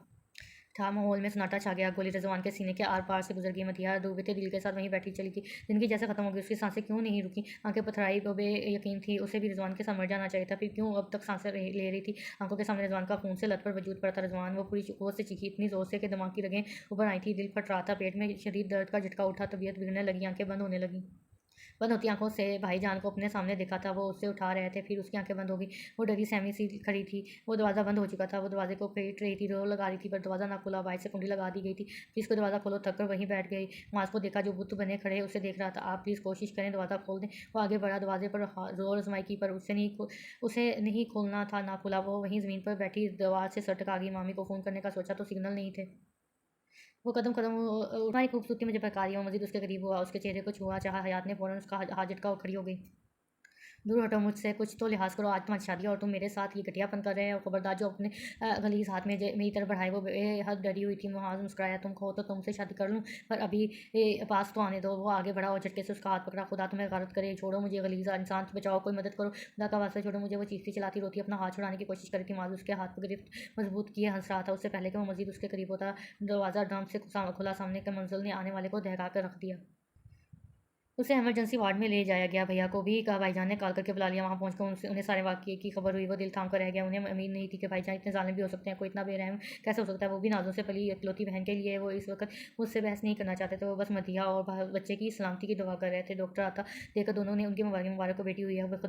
भैया ने खुदा का शुक्र अदा किया। मदिया कैसी है? वो अब ठीक है। हम उससे मिल सकते हैं? बेहतर होगा कि कोई एक मिल ले। उनकी तबीयत पूरी तरह से सेट नहीं है। मैं जाता हूँ। भैया की आवाज़ पर भाईजान के आगे बढ़ते कदम रुके। वो अंदर दाखिल हुई। मदिया की आंखें बंद थी। वो बहुत कमज़ोर लग रही थी। गुड़िया, उसने ऐसा से आंखें खोली। भैया को देखकर एकदम से आंखों में नमी उतरा। भैया, रजवान की कपकपाती आवाज़ से वो बस इतना ही कह पाई। कपकपाती आवाज़ से वो बस इतना ही कह पाई। भैया खामोशी से चेयर घसीट कर उसके सामने बैठ गया और ऐसे उसके साथ लिपटी बच्ची को देखने लगे। वो क्या बोलते, उनके पास अल्फाज नहीं थे। मैं भैया को कभी माफ़ नहीं करूँगी, इस भाई को कभी माफ़ नहीं करूँगी। सही कहा है उन्होंने, वो मेरे भाई नहीं है। कर से भरा लहजा, भैया आप मेरी बेटी का ख्याल रखेंगे ना? वो उसे देख कर रह गया। मैं रज़वान के बगैर नहीं जी पाऊँगी। मेरे सीने में बहुत दर्द है। उसने मुझे खुद का वास्ता दिया कि मैं जीऊँगी खुद के लिए, अपनी बच्ची के लिए, मैं बेटी के लिए जी लूँगी, लेकिन रज़वान के बिना नहीं जी पाऊँगी। वो रो रही थी। भैया खामोश थे। वो उसे बोलने दे रहे थे। वो दर्द में थी, तकलीफ़ में थी। मैं नहीं जानती मैं ज़िंदा रहूँगी कि नहीं, मगर जब तक ज़िंदा हूँ मेरी ज़िंदगी, मेरी चंद सांसें मेरी बेटी के नाम। उसने रोते हुए लबों पर हल्की सी मुस्कुराहट से जाकर बेटी का माथा चूमा। भैया कुछ कह ना पाए। उन्होंने देखा उसकी सांसें उखड़ रही थी। गुड़िया तुम ठीक हो? उन्होंने डॉक्टर को आवाज़ दी। जब तक डॉक्टर पहुँचे वो आखिरी सांस ले चुकी थी। उसने सही कहा था, वो रिजवान के बगैर नहीं जी पाएगी, उसे तो जाना ही था। भैया ने अपने आंसू पोंछते हुए उसकी आंखें बंद की। मेरी चंद सांसें मेरी बेटी के नाम, मदिया की आवाज़ गूंजी। भैया ने आंखें बंद की और चंद लम्बों बाद खोली और बच्ची को देखा। अंतल है, वो उसका नाम रख चुके थे। दरवाज़ा खुलते ही सामने के मंजिल ने आने वाले को धक्का कर रख दिया। वो दोनों दरवाजे की जान देखा। माजू उसका हाथ छोड़ चुका था। वो भागती हुई उसका बाजू थाम गई। अच्छा हुआ उमर आप आ गए। उसकी आमद उसे किसी मर्जी से कम ना लगी। उसने खुदा का शुक्र अदा किया। सामने निगाह उठाई तो गुम रह गई। वो इतनी खुश थी कि देख ना पाई कि उमर अकेला नहीं आया। उसके पीछे सुमरा, माहिदा, साजिद और माज की वालदा भी थी। उसने उमर को देखा। वो कुछ कह क्यों नहीं रहा और उसकी नज़रें वो उसे ऐसे क्यों देख रहा था, क्या जैसे जैसे छोड़ो मत मुझे। उसका हाथ अपने हाथ बाजू से चुराकर जिस सकार से कहा गया था वो दह कर रह गई। क्या वो उम्र था? वो उसका उम्र था ही था ना? क्या कर रही थी तुम यहाँ? उस लिए हमारे साथ आई थी यहाँ। उसे लगा शेर की दहाड़ भी इतनी डरौनी नहीं होगी जितना उस वक्त उम्र का लहजा था। कितनी गिरी हुई हो तुम, मेरे बेटे को फंसाने की कोशिश कर रही हो। एक और जहर उगला गया। वो उन्हें भी जवाब ना दे सकी। माज की वालदा उसे लेकर चली गई। लोग मर्द क्यों क्यों नहीं कहते? क्या हर चीज़ की जिम्मेदार और कसूरवार सिर्फ औरत है? क्यों वो औरत ज़ात है इसलिए? मैंने तुमसे मोहब्बत की, तुमसे कभी नहीं सोचा था कि तुम इतनी गिरी हुई हरकत करोगी, गैर मर्द के साथ कमरे में पाई जाओगी। काश कोई मौज़ा हो जाता, उसकी जान निकल जाती, या कान के पर्दे फट जाते, या फिर सामने वाले गूंगे हो जाते। उमर आप मुझे गलत समझ रहे हैं। आप खुद सोचें, दरवाज़ा बाहर से बंद था। अगर हम अपनी मर्जी से यहाँ आए होते तो हम अंदर से बंद करते ना, और दरवाज़ा बाहर से खुद ब खुद क्यों तो बंद ना हुआ होता। हिम्मत करके अपनी सफाई पेश की। आंसू बह रहे थे। तुम्हारी एक्सप्लेनेशन हकीकत को नहीं बदल सकती। हम खुद अपनी आंखों के से देख चुके हैं। तुम इसके इतना करीब, क्या हम बेवकूफ़ हैं? उसके अंदर का वजूद बिखर रहा था। क्या दिल क्या चीख चीख कर बताए कि खुदादारा ऐसा इल्ज़ाम मत लगाओ। वो खामोश थी। जब रिश्ते वजाहतों के मुताज हो जाएँ तो उसकी मुद्दत ख़त्म हो जाती है। जैसी माँ वैसी बेटी। सम्राट की फनकार गूंजी। उसने करब से आंखें बंद कर लीं। एक बदनामी उसकी माँ ने सही थी, एक इल्ज़ाम वो सह रही थी। सच है कि इंसान का जहर उसके अल्फाजों में होता है। उमर, आपको तो मुझ पर यकीन होना चाहिए। बेबसी, तुम इस काबिल हो कि तुम पर यकीन किया जाए? बदकिरदार लड़की, वो बस यहाँ उसके अल्फाज खत्म हो गया। दिल मर गया। जब किसी का दिल भर जाए तो फिर एक छोटा सा बहाना ही काफ़ी होता है। आपको जलील कर दिया जाता है। उससे बड़ी अजियत उसके लिए और क्या हो सकती थी कि उसकी मोहब्बत ने ही उस पर बदकिरदारी का इल्ज़ाम लगा दिया। मोहब्बत अम्मी ऐसी लड़की पसंद थी आपको मेरे लिए। माजिदा और साजिद ने भी उसे मायूसी से देखा। सम्राट के दिल से एक बड़ा बोझ उतर गया। उसका काम हो गया था। देखो, शादी का घर है, इस बात की खबर बाहर ना जाए। सब नीचे चलते हैं, बाकी बात इससे घर जाके कर लेंगे। वो वहीं खड़ी उन्हें जाता हुआ देख रही थी। उसकी ज़ात की धज्जियाँ उड़ाकर अब वो शादी की रंगीनियों को एंजॉय करने जा रहे थे। भैया अंकल हयात को घर ले आए थे। भाई जान मदिहा के लिए दुखी थे, मगर हयात को हरगिज़ अपनाने को तैयार ना थे। वो रजवान की बेटी है, नफरत है मुझे इन बाप बेटी से। भैया ने उन्हें खूब बुरा भला कहा था। दोनों के बीच बातचीत बंद हो गई थी। मोहित जब बड़ा होता गया, भाईजान उसे भी बातें सुनाने लगे। बाप पर जाएगा तू, कमीनों का साथ देने वाला भी कमीना होता है, और तेरा बाप कमीना, तू भी बाप की तरह बनेगा। बगैर तो कमीना। कभी कभार तो वो इस पर हाथ भी उठा देते। जफ़र की बर्दाश्त खत्म हो गई। मोहित बड़ा हो रहा था। अगर ऐसा चलता रहा तो इस पर कितना बुरा असर पड़ेगा। उन्होंने बाहर जाने का फैसला किया और अब मजीद अपने बेटे को इस माहौल में नहीं रख सकते थे। जमाल अली ने उन्हें रोका, लेकिन वो ना माने। वो हयात को भी साथ ले जाना चाहते थे, मगर जमाल ने ऐसा ना होने दिया। भले मैं इससे नफरत करता हूँ, पर रिश्ता है मेरा, इसके साथ जफ़र चलेगा। और जमाल को वार्न करके गया कि अगर उन्हें मालूम हुआ कि हयात के साथ किसी भी किस्म की ज्यादती हुई है या हयात ने खुद को शिकायत की, तो बिना किसी की सुने अपने साथ ले जाएंगे। दुबई रहकर भी वो उसकी खबर लेते रहे। वो हर बार उससे पूछते कोई मसला तो नहीं। वो एक ही जवाब होता, मैं यहाँ खुश हूँ, सब मेरा ख्याल रखते हैं। वो काफ़ी देर वहाँ गुमसुम खड़ी रही। टांगों ने साथ ना छोड़ दिया तो वहीं ज़मीन पर बैठ कर फुट फुट कर रो दी। लोगों का बस चले तो वो जिंदा इंसान को कब्र के अंदर उतार दें। सर हाथों में गिरा दिया। कुछ देर बाद यहाँ वहाँ फ़ोन ढूंढने की कोशिश की, जो माज के हाथ लगने से गिर गया था। उसने फ़ोन उठाया, दिमाग काम नहीं कर रहा था। समझ नहीं आ रहा था कि क्या करे, किसे क्या करे। मामू का सोच कर नंबर डाल दिया। तीसरी ही बेल पर काल्पिक को भी हेलो मामू की आवाज़ सुनकर वो फिर से रोने लगी। क्या हो गया गुड़िया, तुम ठीक हो? किसी ने कुछ कहा है? मुझे बताओ मामू, मुझे यहाँ से ले जाएं। मुझे नहीं यहाँ रहना। यहाँ पर दम घुटन हो रही है। ये सब मुझे गलत समझ रहे हैं, इल्ज़ाम लगा रहे हैं। खुदादारा मामू, मुझे यहाँ से ले जाएं। रोते हुए उसकी हिचकियाँ बन गई। कुछ नहीं होगा गुड़िया, मैं आता हूँ। मैं तुम्हें ले जाऊँगा अपने साथ। मेरी हयात स्ट्रॉन्ग है ना, रोते नहीं। अल्लाह सब बेहतर करेगा, मैं आता हूँ। उन्हें फिक्र होने लगी कि ऐसी क्या बात होगी कि हयात उनके सामने यूँ बिलक बिलक कर रोने पर मजबूर कर गई थी। वो उन्हें इस हालत में नहीं उन्हें नहीं लग रही थी कि उससे पूछे कि उसके क्या हुआ है। अब वो जल्दी उसके पास पहुंचना चाहते थे। कल बंद होते ही वो जैसे होश में आई। मामू ने कहा, वो स्ट्रॉन्ग है। हाँ, वो बहुत स्ट्रॉन्ग है, वो कमज़ोर नहीं पड़ सकती। वो वॉशरूम गई, मुँह धोए, खुद को आईने में देखा, नम आंखों से मुस्कुरा दी। खुद को सेट करके वो नीचे आई और एक कोने में चेयर पर बैठ के आंखें बार बार भीग रही थी, जैसे वो जगह का साफ कर रही थी। अच्छा था कोई उसके पास भी नहीं आया था हरगिज़, वरना हज़ार सवाल पूछते। यहाँ आते हुए समरा ने कहा था कि वो 2 दिन यहाँ रुकेगी। उसकी हिम्मत ख़त्म हो रही थी। मज़ीद यहाँ रुकना मुहाल हो रहा था। मैं पाकिस्तान जा रहा हूँ कल बंद करके। अब वो जल्द अज जल्द टिकट बुक करवाना चाहते थे। उन्हें जल्द हयात के पास पहुंचना था। खरीद कोई बड़ी बात है कि आप यूँ अचानक जा रहे हैं? ऐसा नहीं समझ लो, अकेले जाएंगे। हाँ, मैं जल्द वापस आ जाऊँगा। तुम घर का ध्यान रखना, टाइम पर खाना खाना, मेहरबानी करके हॉस्पिटल से कुछ टाइम निकाल कर मेरे ऑफिस एक चक्कर लगा लेना। ठीक है बाबा, एक चक्कर तो लगा ही सकता हूँ। वो पाकिस्तान को रवाना हो गया। दूसरे दिन वो शादी के घर से लौट आए। उसका दिल बोझल था। वो यहाँ से भाग जाना चाहती थी, कहीं दूर, बहुत दूर, जहाँ कोई भी उसकी बेबसी पर हंसने वाला ना हो। बस वो और तन्हाई गाँच में। जैसे ही उसकी नज़र सफ़र पर पड़ी, वो उनके गले लगकर रो दी। रोना नहीं गुड़िया, मैं आ गया हूँ ना, तुम्हें अपने साथ लेकर जाऊँगा। उन्होंने हयात के सफ़र का सर फैलाया, ये कहीं नहीं जाएगी। सब ने उमर की जानिब देखा। बाकी सब खामोश थे। जमाल भी खामोश थे। हयात को उनकी खामोशी ज़्यादा चुभ रही थी। काश वो एक बार कह देते कि मेरी हयात बेकसूर है, मुझे इस पर यकीन है।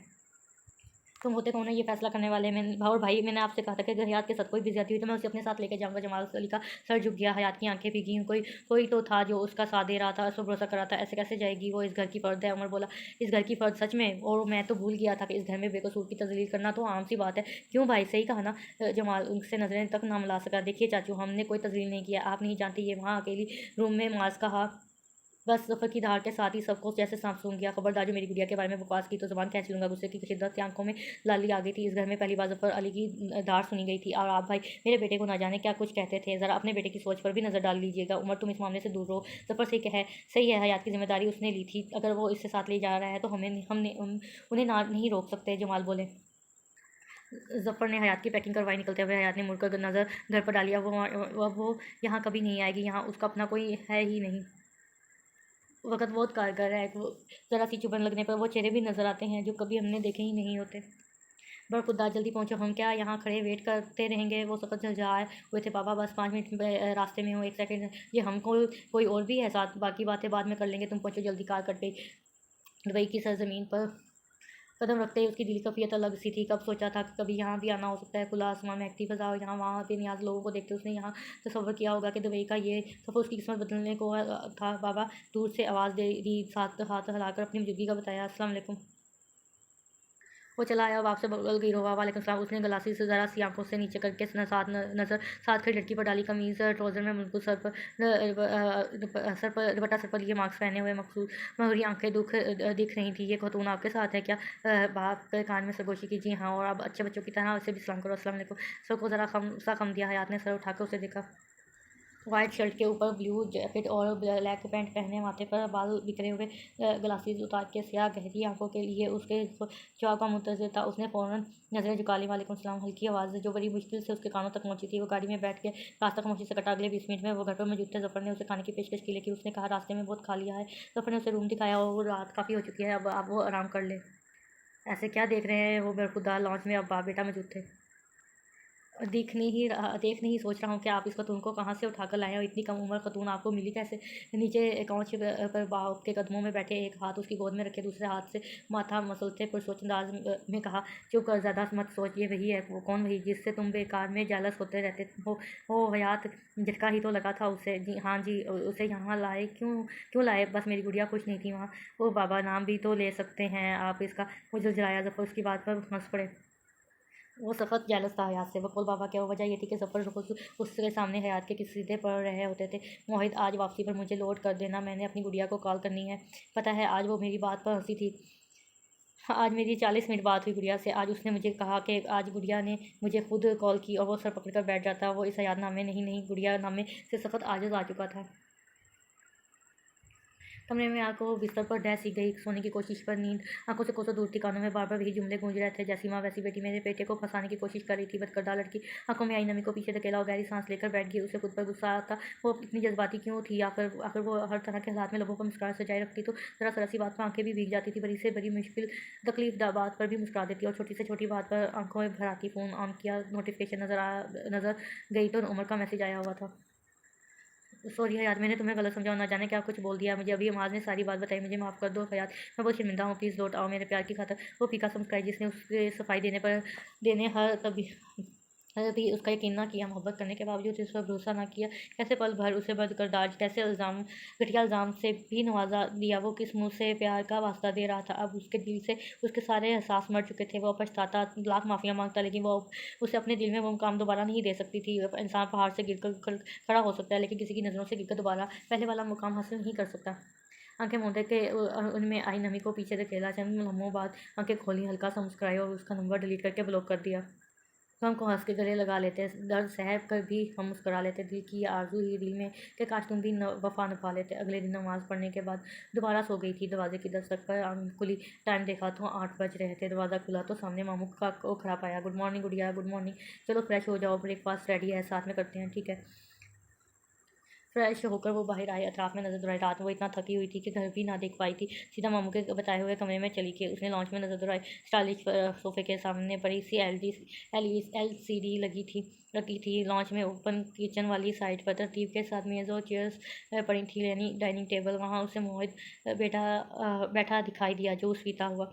लॉन्च के दोनों साइड से ऊपर को सीढ़ियाँ जा रही थी। ऊपर एक ही लाइन में 8 कमरे थे। 4 दरवाज़ों पर ताले लगे थे और 4 खुले थे। नीचे भी 8 कमरे थे, जिसमें से सिर्फ 2 खुले थे, एक ज़फ़र अली का और दूसरा हयात का। और वो 2 लोग, इतना बड़ा घर, सोच के रह गई। मोहित ऊपर होता है, यूँ समझ लो ऊपर का एरिया उसी का है। उसे ऊपर देखकर मामू ने उसके पीछे आकर सरगोशी सी की। 4 रूम यूज़ करता है, एक बेडरूम, दूसरा जिम रूम, तीसरा लाइब्रेरी रूम, चौथे को हॉस्पिटल रूम बना रखा है। डॉक्टरी का कबाड़ पड़ा है वहाँ। सरगोशी कर रहे थे जैसे राज की बात बता रहे हैं। चलो ब्रेकफास्ट रेडी है, मैं तुम्हारा ही वेट कर रहा था। वो उसे लेकर डाइनिंग टेबल के पास ले आए। मोहित ने एक लीची निगाह उस पर डाली। ऑफिस से जूस पीने में मसरूफ़ हो गया। मामू, आप खुद नाश्ता बनाते हैं? हाँ, कभी मैं बनाता हूँ, कभी मोहित। आज बरखुदा लेट हो गया तो मुझे बनाना पड़ा। वो मामू के साथ वाली चेयर पर बैठ गई। चलो गुड़िया, शुरू करो। ये लो गर्मा गर्म पराठा, साथ कप चाय और आमलेट वो इसके सामने रख रहे थे। मोहित ने जोर से गिलास मेज़ पर पटका। पापा, मैं जा रहा हूँ, आप अपनी भांजी के साथ नाश्ता एंजॉय करें। अब आपको उसके सामने मैं तो नज़र नहीं आऊँगा। एक निगाह उस पर डाल के उठ खड़ा हुआ, मुँह खोले उसे देखे गई। मैंने क्या किया गुड़िया? इग्नोर करो, इससे नाश्ता हो गया है इसका, अब एवें ड्रामे लगा रहा है। तुम अपना नाश्ता करो। लॉन्च से निकलते मोहित ने मुड़कर उसकी आंखों में आई नमी को देखा, जो पास बैठे ज़फ़र को भी ना देख पाए। जो पास बैठे ज़फ़र भी ना देख पाए थे, वो हैरान हुआ इतनी सी बात पर इमोशनल। उन्होंने वो डायरी दोबारा पढ़कर सीने से लगाई। आंसू बह रहे थे, दिल मलामत कर रहा था, पछतावे बढ़ रहे थे। काश मुझसे ये गुनाह सर्जन ना हुआ होता, काश मैंने उसकी खुशियाँ ना छीनी होती। वक़्त गुज़र जाता है, सब बदल जाता है, पर हमारी ज़िंदगी के कई काश अपनी जगह कभी नहीं बदलते। उन्हें वो डायरी उसके सामान में मिली थी, जो वो आखिरी लम्हात में बेड पर लेटे लिख रही थी। वो जैसे-जैसे डायरी पढ़ते गए, दिल मुरझा गया था। काश उस दिन मैंने खुद पर ही गोली चलाई होती। डायरी पढ़ने के बाद उन्हें अंदाज़ा हुआ उसकी बहन कितनी मोहब्बत करती थी अपने भाइयों से, और रिज़वान से, सानिया से कितना मान था उसे अपने भाइयों पर। लेकिन उन्होंने क्या किया? उन्होंने उसके मरने के बाद उसकी बेटी को भी ना छोड़ा, ज़्यादतियाँ करते रहे उस पर। काश वो अपने जुर्मों का अज़ाला कर पाते, काश। वो लॉन्च में बैठी अब जब खो रही थी, कब से इंतज़ार कर रही थी, बार-बार घड़ी को देख रही थी। रात के 12 बजने वाले थे और वो कम्फर्टर ज़ोन रूम छोड़े यहाँ बैठी उनके इंतज़ार में अधमुई होती जा रही थी। मुझे ऑफ़िस का काम है, क्या पता लेट हो जाऊँ। 11 बजे तक ना आया तो फिर वेट मत करना, सुबह आऊँगा। तुम मोहित के लिए भी खाना तैयार कर देना, वैसे वो खुद बना सकता है, लेकिन थका हुआ होगा तो आज की रात मेरी जगह तुम बना देना। वो मैं सर हिलाकर रह गई। गुड़िया, इसकी बातें सीरियस मत लिया करो, ऐसे ही फ़िज़ूल बोलता रहता है, मेरे अलावा सबसे रूडली बात करता है। तुम उसकी बातों को इग्नोर कर दिया करो। खाना तो उसने बना दिया था, आलू चावल बनाए थे, साथ रायता भी तैयार किया था। वो खुद किचन में जाकर अपने लिए खाना निकाल लेता, लेकिन मामू की बात थका हुआ होगा, दिलो दिमाग में अटक रह गई थी। अब तो वो तब ही कमरे में जा पाती जब वो उसके सामने खाना रख देती। 12:30 बजे गेट खुलने की आवाज़ पर उसकी बंद होती आंखें खुली थी। वो गाड़ी पोर्च में खड़ी कर चुका था। वो किचन में गई कि जब तक वो फ्रेश होकर आएगा खाना गर्म हो चुका होगा। अस्सलाम वालेकुम बाबा, मैं गया हूँ, मुँह हाथ धोता हूँ, खाना गर्म कर लें, सीढ़ियाँ चढ़ते हुए कहा। किचन से आती रोशनी पर उसे लगा बाबा अभी किचन में है, वरना खुद जाके निकाल लेता। खाना गर्म कर लें, बड़बड़ाते हुए नकल उतारी। ये चावल गर्म करके प्लेट में निकाले, गिलास में पानी लिया, रायते की बोल ट्रे में रखकर बाहर निकली। वो सीढ़ियाँ उतर रहा था। हयात को देखकर कदम ऐसा हुए, कहा बाबा कहाँ हैं?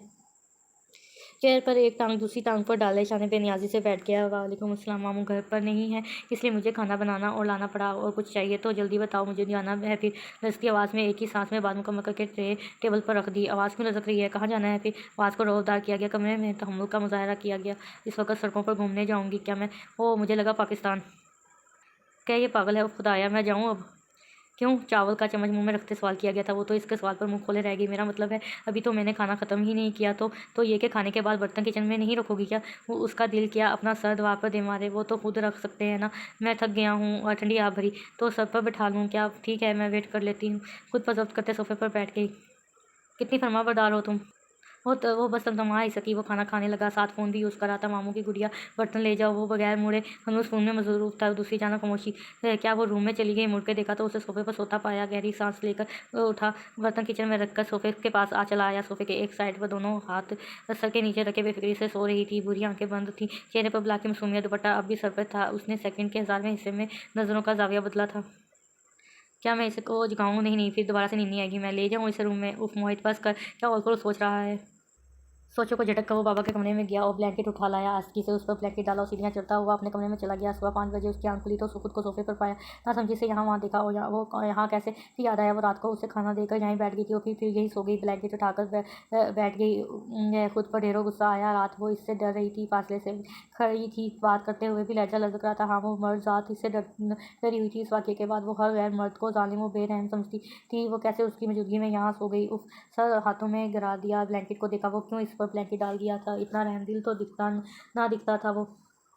गुड मॉर्निंग गुड़िया, ज़फ़र इस वक्त बाहर से आते दिखाई दी। गुड मॉर्निंग, तुम बाहर सो रही थी? मुझे रात में नींद नहीं आ रही थी तो बाहर आ गई। अच्छा चलो कोई नहीं, कोई ना, तुम नमाज़ पढ़ लो जी। उसने ब्लैंकेट फोल्ड करके उन्हें पकड़ाया और कमरे में चली गई। अच्छा हुआ मेरे कमरे से ब्लैंकेट ले लिया, वरना ठंड लग जाती रात में।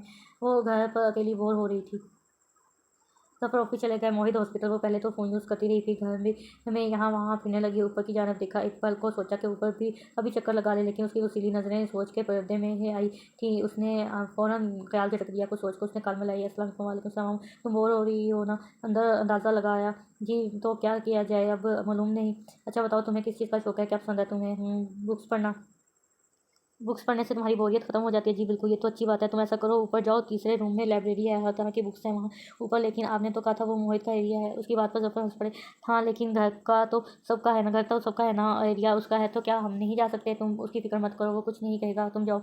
शुक्रिया मामू।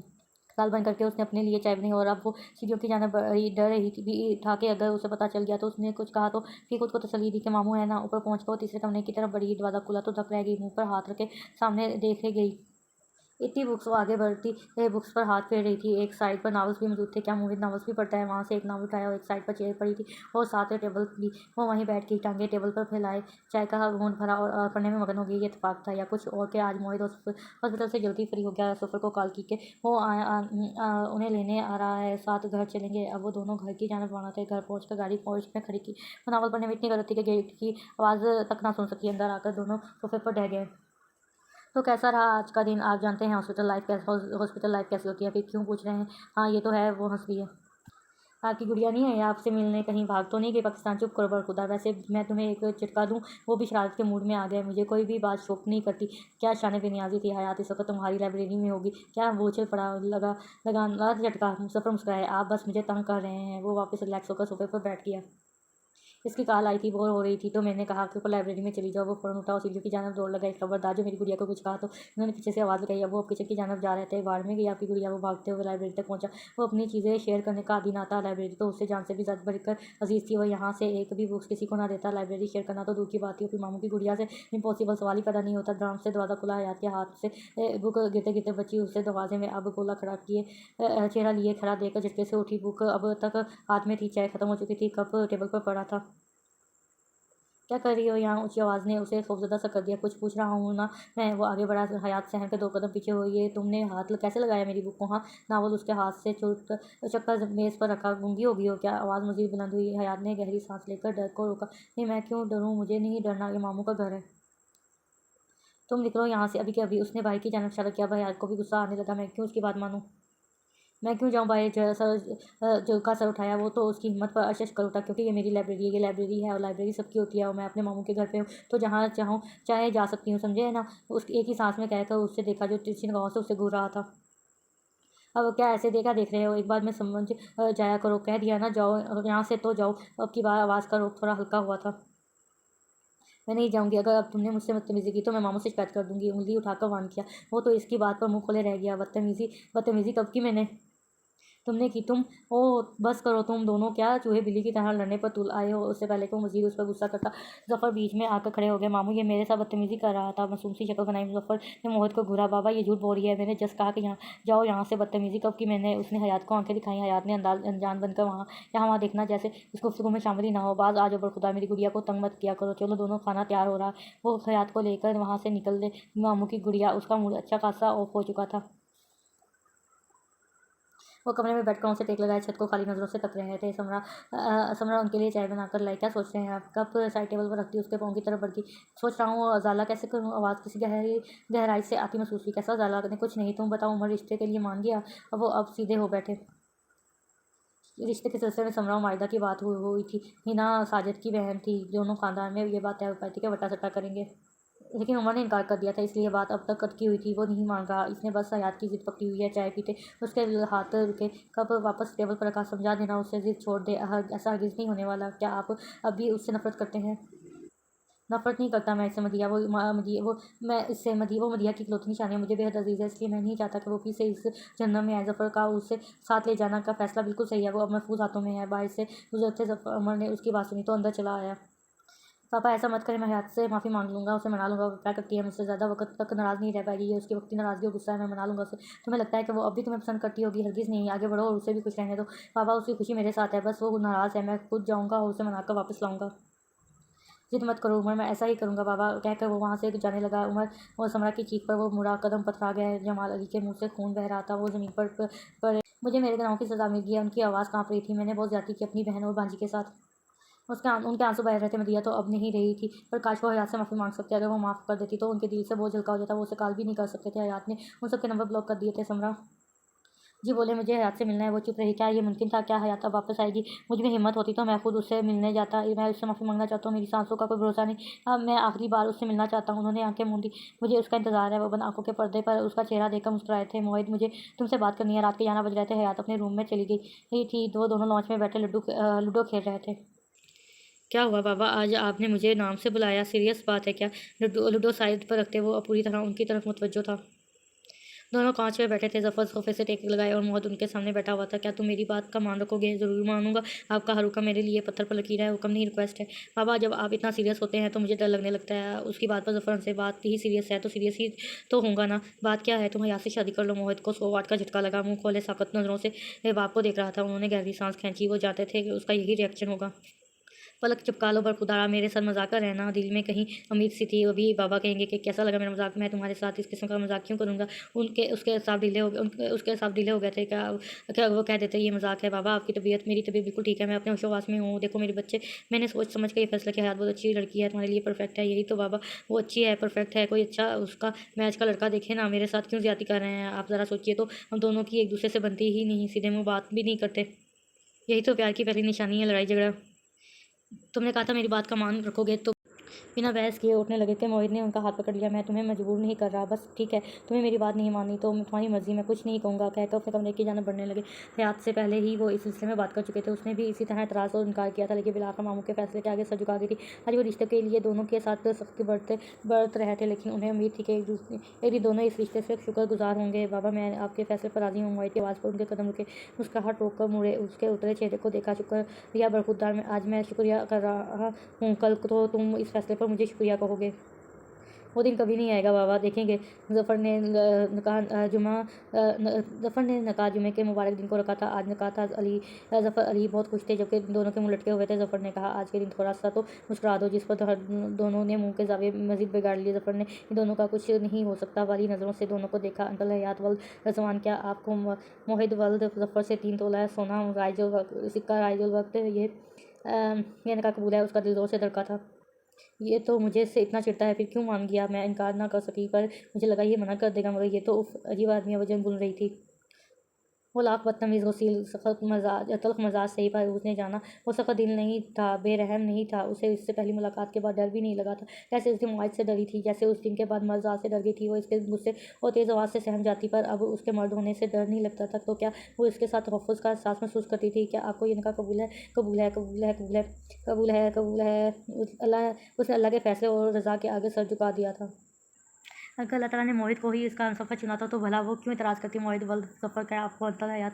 वल्द रज़वान से निकाह कबूल है। उसकी झुलझाहट में फंसा दिया बाबा ने। अगर मैं इनकार ना कर सका तो ये क्यों मान गई? कैसे ना मानती? मामू की चमकी जो है, क्या आपको ये निकाह कबूल है? कबूल है, कबूल है। उनको सुनाई नहीं देता क्या? कबूल है बाबा, क्या काजी साहब रह रहे हैं? मैंने 2 बार कबूल बोला है। 2 बार साथ बैठे बाप के कान में सरगोशी की गधे निकाह में 3 बार पूछा जाता है, 3 बार कबूल है बोलना होता है। कबूल है, कबूल है काजी साहब, कबूल है। हाथ जोड़े के बस जान छोड़ वाह, इससे अब मुबारकबाद दी जाने लगी। मोहित के दोस्तों, जफ़र के ऑफिस पार्टनर ने शिरकत की थी, और आसपास की पड़ोसियों जिनसे उसकी अच्छी सलाम दुआ थी, वो भी आ गए थे। शाम का खाना खाने के बाद सब अपने अपने घरों को रवाना हो गए। ज़फ़र अली अब मुतमईन थे। वो दोनों इसी तरह मुँह लटकाए अपने कमरे में घुस गए थे। अगले दिन ज़फ़र अली और हयात डाइनिंग टेबल पर मौजूद थे। हयात ने उनके साथ नाश्ता तैयार करने में मदद करवाई। मोहित लेट आया। वो दोनों नाश्ता शुरू कर चुके थे। गुड मॉर्निंग बाबा कुर्सी घसीट कर बैठ गया। एक नकाए गलत भी उस पर ना डाली, जैसे वो वहाँ मौजूद ही ना हो। वो भी बेनियाजी से खाने में मसरूफ़ थी, जैसे कोई आया ही ना हो। गुड मॉर्निंग, बड़ी जल्दी उठ गए आज तो। वो बस रात नींद नहीं आई, देर से सोया था। जो जूस का गिलास लबूस लगाया, वो ब्रेड स्लाइस जैम के साथ और एक गिलास स्ट्रॉबेरी जूस, यही नाश्ता होता था उसका। यही मुझे शुक्रिया कहने के बारे में तो नहीं सोच रहे। वो उसे चिढ़ा रहे थे। वो चिढ़ भी गया। ऐसा कुछ नहीं होने वाला। उसकी नज़र अब हयात के खाने पर गई। पराठा, चाय और साथ आमलेट थी। बाबा ने सर चढ़ा रखा है अपनी गुड़िया को। बाबा, मुझे आज मुझसे पराठा और आमलेट खाना है। उसे कहा हैवी खाना पसंद था। वो तो बस हयात के साथ खाने का मज़ा ख़राब करना चाहता था। हयात का नवाला बढ़ता हाथ पल भर को रुका, फिर सर झटक कर नवाला मुँह में डाला। पर ये तो है। ज़फ़र हैरान हुए। हाँ, बस आज दिल कर रहा है। ठीक है, मैं बना देता हूँ, टाइम लगेगा, मैं लेट हो जाऊँगा। ऐसा करता हूँ, ये खाता हूँ। हाथ से उसके आधे पराठे और आमलेट की तरफ इशारा किया। हयात ने एक नज़र उसे देखा, फिर अपने नाश्ते को ज़फ़र अली की कल लबों लबों से लगाए। अब आगे की दास्तानी देखने के मूड में थे। वो समझ गए थे कि मोहित उसे तंग करने के लिए ऐसा कर रहा है। सोचना भी मत। पराठे की प्लेट फ़ौरन हाथों में पकड़ ली। कुछ नवाले खा लूँगा तो क्या हो जाएगा? मेरा पराठा कम हो जाएगा? कितनी कंजूस हो तुम। हाँ हूँ तो बाबा, इसे बोले ना। अमीर भाई नज़रों से बाबा को देखा। 27 साल के जवान हो गए हो, साथ में मरूफ डॉक्टर भी। ये खुदों वाली हरकतें करना मत छोड़ना। हाँ, मैं कैसे भूल गया। आप तो अपनी गुड़िया के मामू हैं। मेरा साथ देना तो आपकी डिक्शनरी में है ही नहीं। अच्छा, मैं तुम्हारा अपना नाश्ता दे दूँगी, मगर एक शर्त पर। कैसी शर्त? जानता था इतनी आसानी से तो मानने वाली नहीं वो। अगर तुम मुझे लाइब्रेरी में जाने की इजाज़त दे दो तो। वो इसका मूड का बेड़ा गर्क हो गया था। बाबा, मैं जा रहा हूँ, नहीं करना मुझे नाश्ता। लंबे तक भरता वहाँ से निकल गया। पीछे दोनों का कहका गूंजा था। वो नाश्ता कर चुके थे, बर्तन समेटते ही थे कि ज़फ़र को कॉल आई। कौन? जी क्या? ठीक है, कॉल ड्रॉप हो गई हयात, हम आज शाम की फ़्लाइट से पाकिस्तान निकलेंगे, तैयार रहना। बाबा मेरा जाना ज़रूरी है क्या? वो सख्त सिलसिलाया हुआ था। चुप करके बैठो, मैंने सोचा तुम भी एक नज़र पाकिस्तान पर डालो। ओ बाबा अब क्या कहूँ मैं आपको, इसलिए कह रहा हूँ चुप करके बैठे रहो। उसने सर सीट से टिका लिया। हयात सो चुकी थी, उसकी भी आंखें बंद होने लगीं। टिकट बुक करवाकर शाम की फ़्लाइट से निकलना था। मोहित को भी तला दी। बाबा आप दोनों हो ना, आओ ना, मैं नहीं जा रहा। वो आओ ना, मैं नहीं जा रहा। ठीक है ठीक है। उफ़ बाबा, इतनी जल्दी तो ख़वातीन भी नाराज़ नहीं होती जितनी जल्दी आप नाराज़ हो जाते हैं। मैंने कुछ कहा क्या? जा रहा हूँ। वो मुस्कुराए थे। कितना आसान था उससे हाँ करवाना, बस एक ठीक है ही तो बोला था। कई घंटों की मुसाफत के बाद पाकिस्तान पहुंचे। उनके पास 2 बैग थे, एक हयात का और दूसरा दोनों बाप बेटे का। एयरपोर्ट से निकलते ही मोहित ने उसका बैग उसे पकड़ाना चाहा। मैं क्यों पकड़ूं? हाथ पीछे किए। कोई मुझे गन पकड़ा दो पे मैं शूट कर दूं खुद को, क्योंकि ये तुम्हारा बैग है। हाँ लेकिन भाई ये भारी होगा तो कम सामान लाना था ना, इतना सामान तो नहीं है। दिमाग मत खाओ और पकड़ो वरना यहीं पर रख दूंगा। उसने बैग ज़मीन पर रख दिया। दोनों एक दूसरे को गुस्से से घूर रहे थे। अरे बस करो तुम दोनों, आंखें बाहर निकल आएंगी। यहाँ भी शुरू हो गए, कुछ तो लिहाज करो। मामू ये मेरा बैग नहीं उठा रहा। बाबा ये दोनों बैग्स उठाओ और चुपचाप चलो। मुझे आना ही नहीं चाहिए था, बैग्स उठाने के लिए साथ लाए थे मुझे। जलता करता बैग उठाए, उनके पीछे हो लिया।